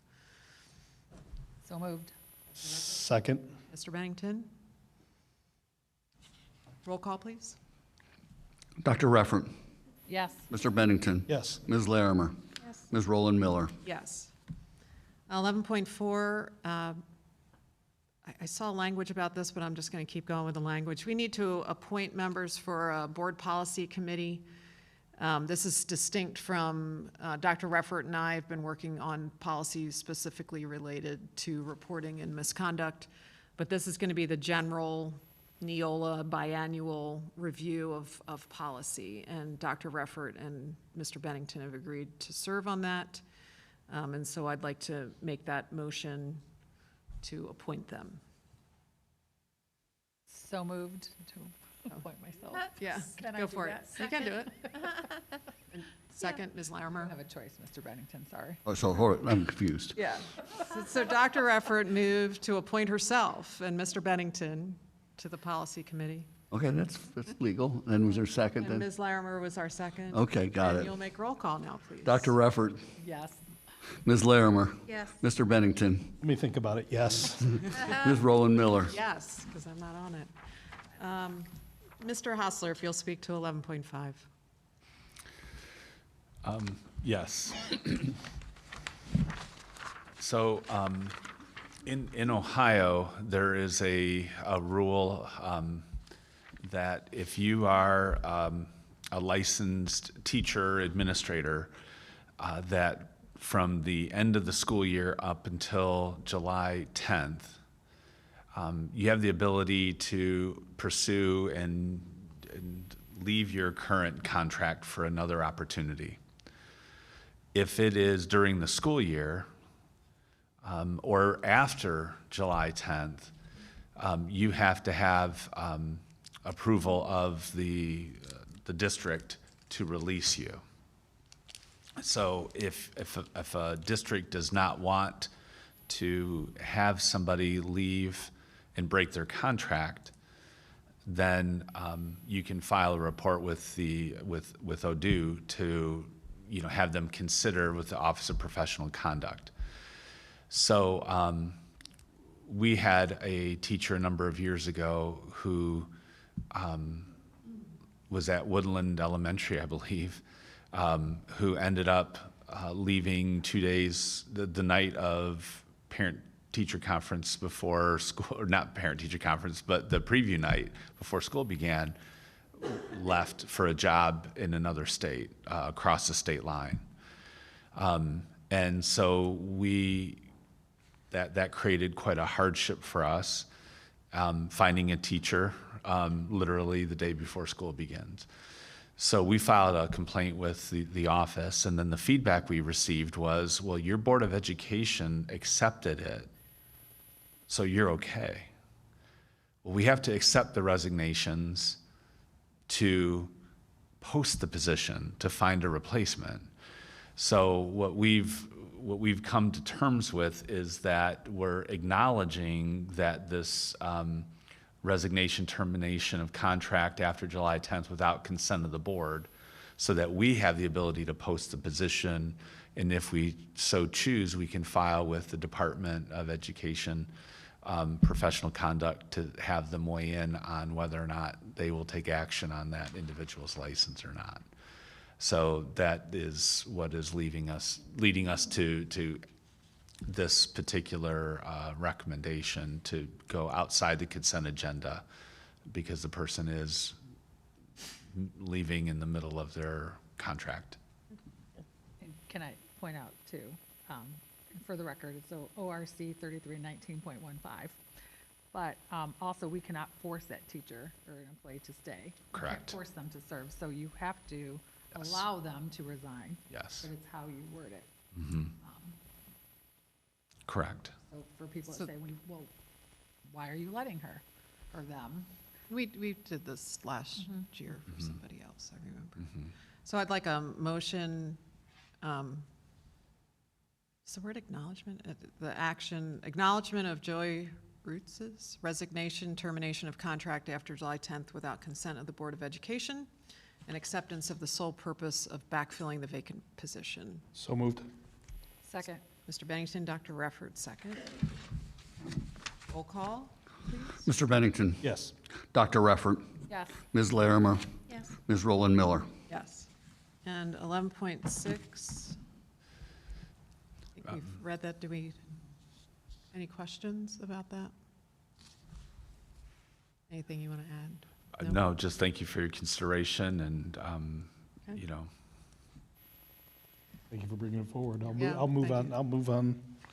Mr. Bennington making the motion Yep. to approve the sick leave pool as noted in the agenda. Second. Ms. Larimer, second. Mr. Drewer, roll call. Mr. Bennington. Yes. Ms. Larimer. Yes. Dr. Reffert. Yes. Ms. Rowland Miller. Yes, thank you.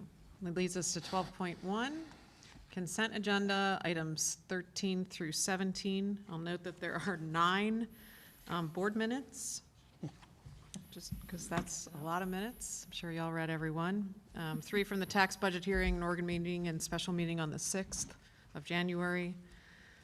We then had a special meeting, regular meeting in January. We had the retreat, we had a work session, and then 2 from the special meetings related to the elementary boundary presentations.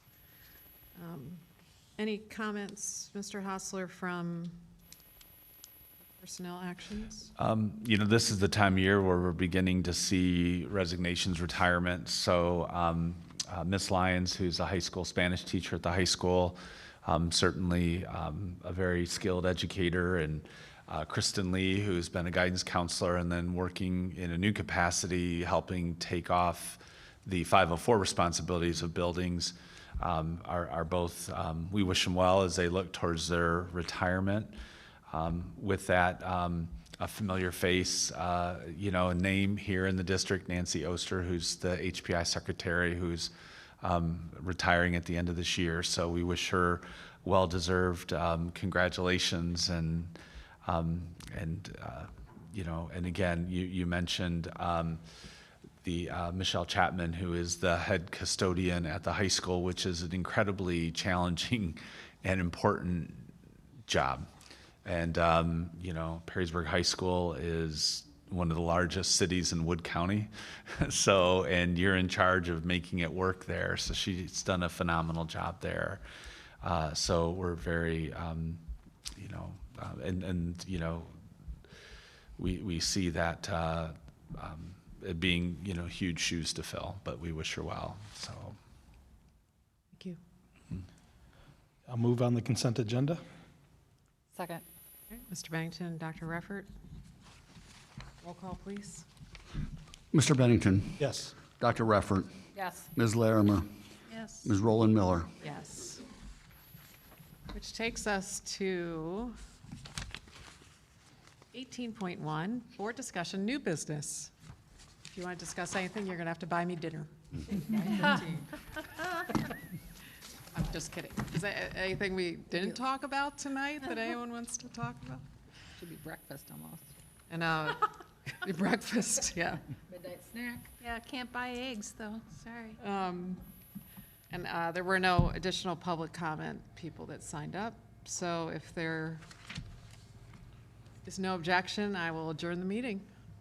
No objections? None. We are adjourned.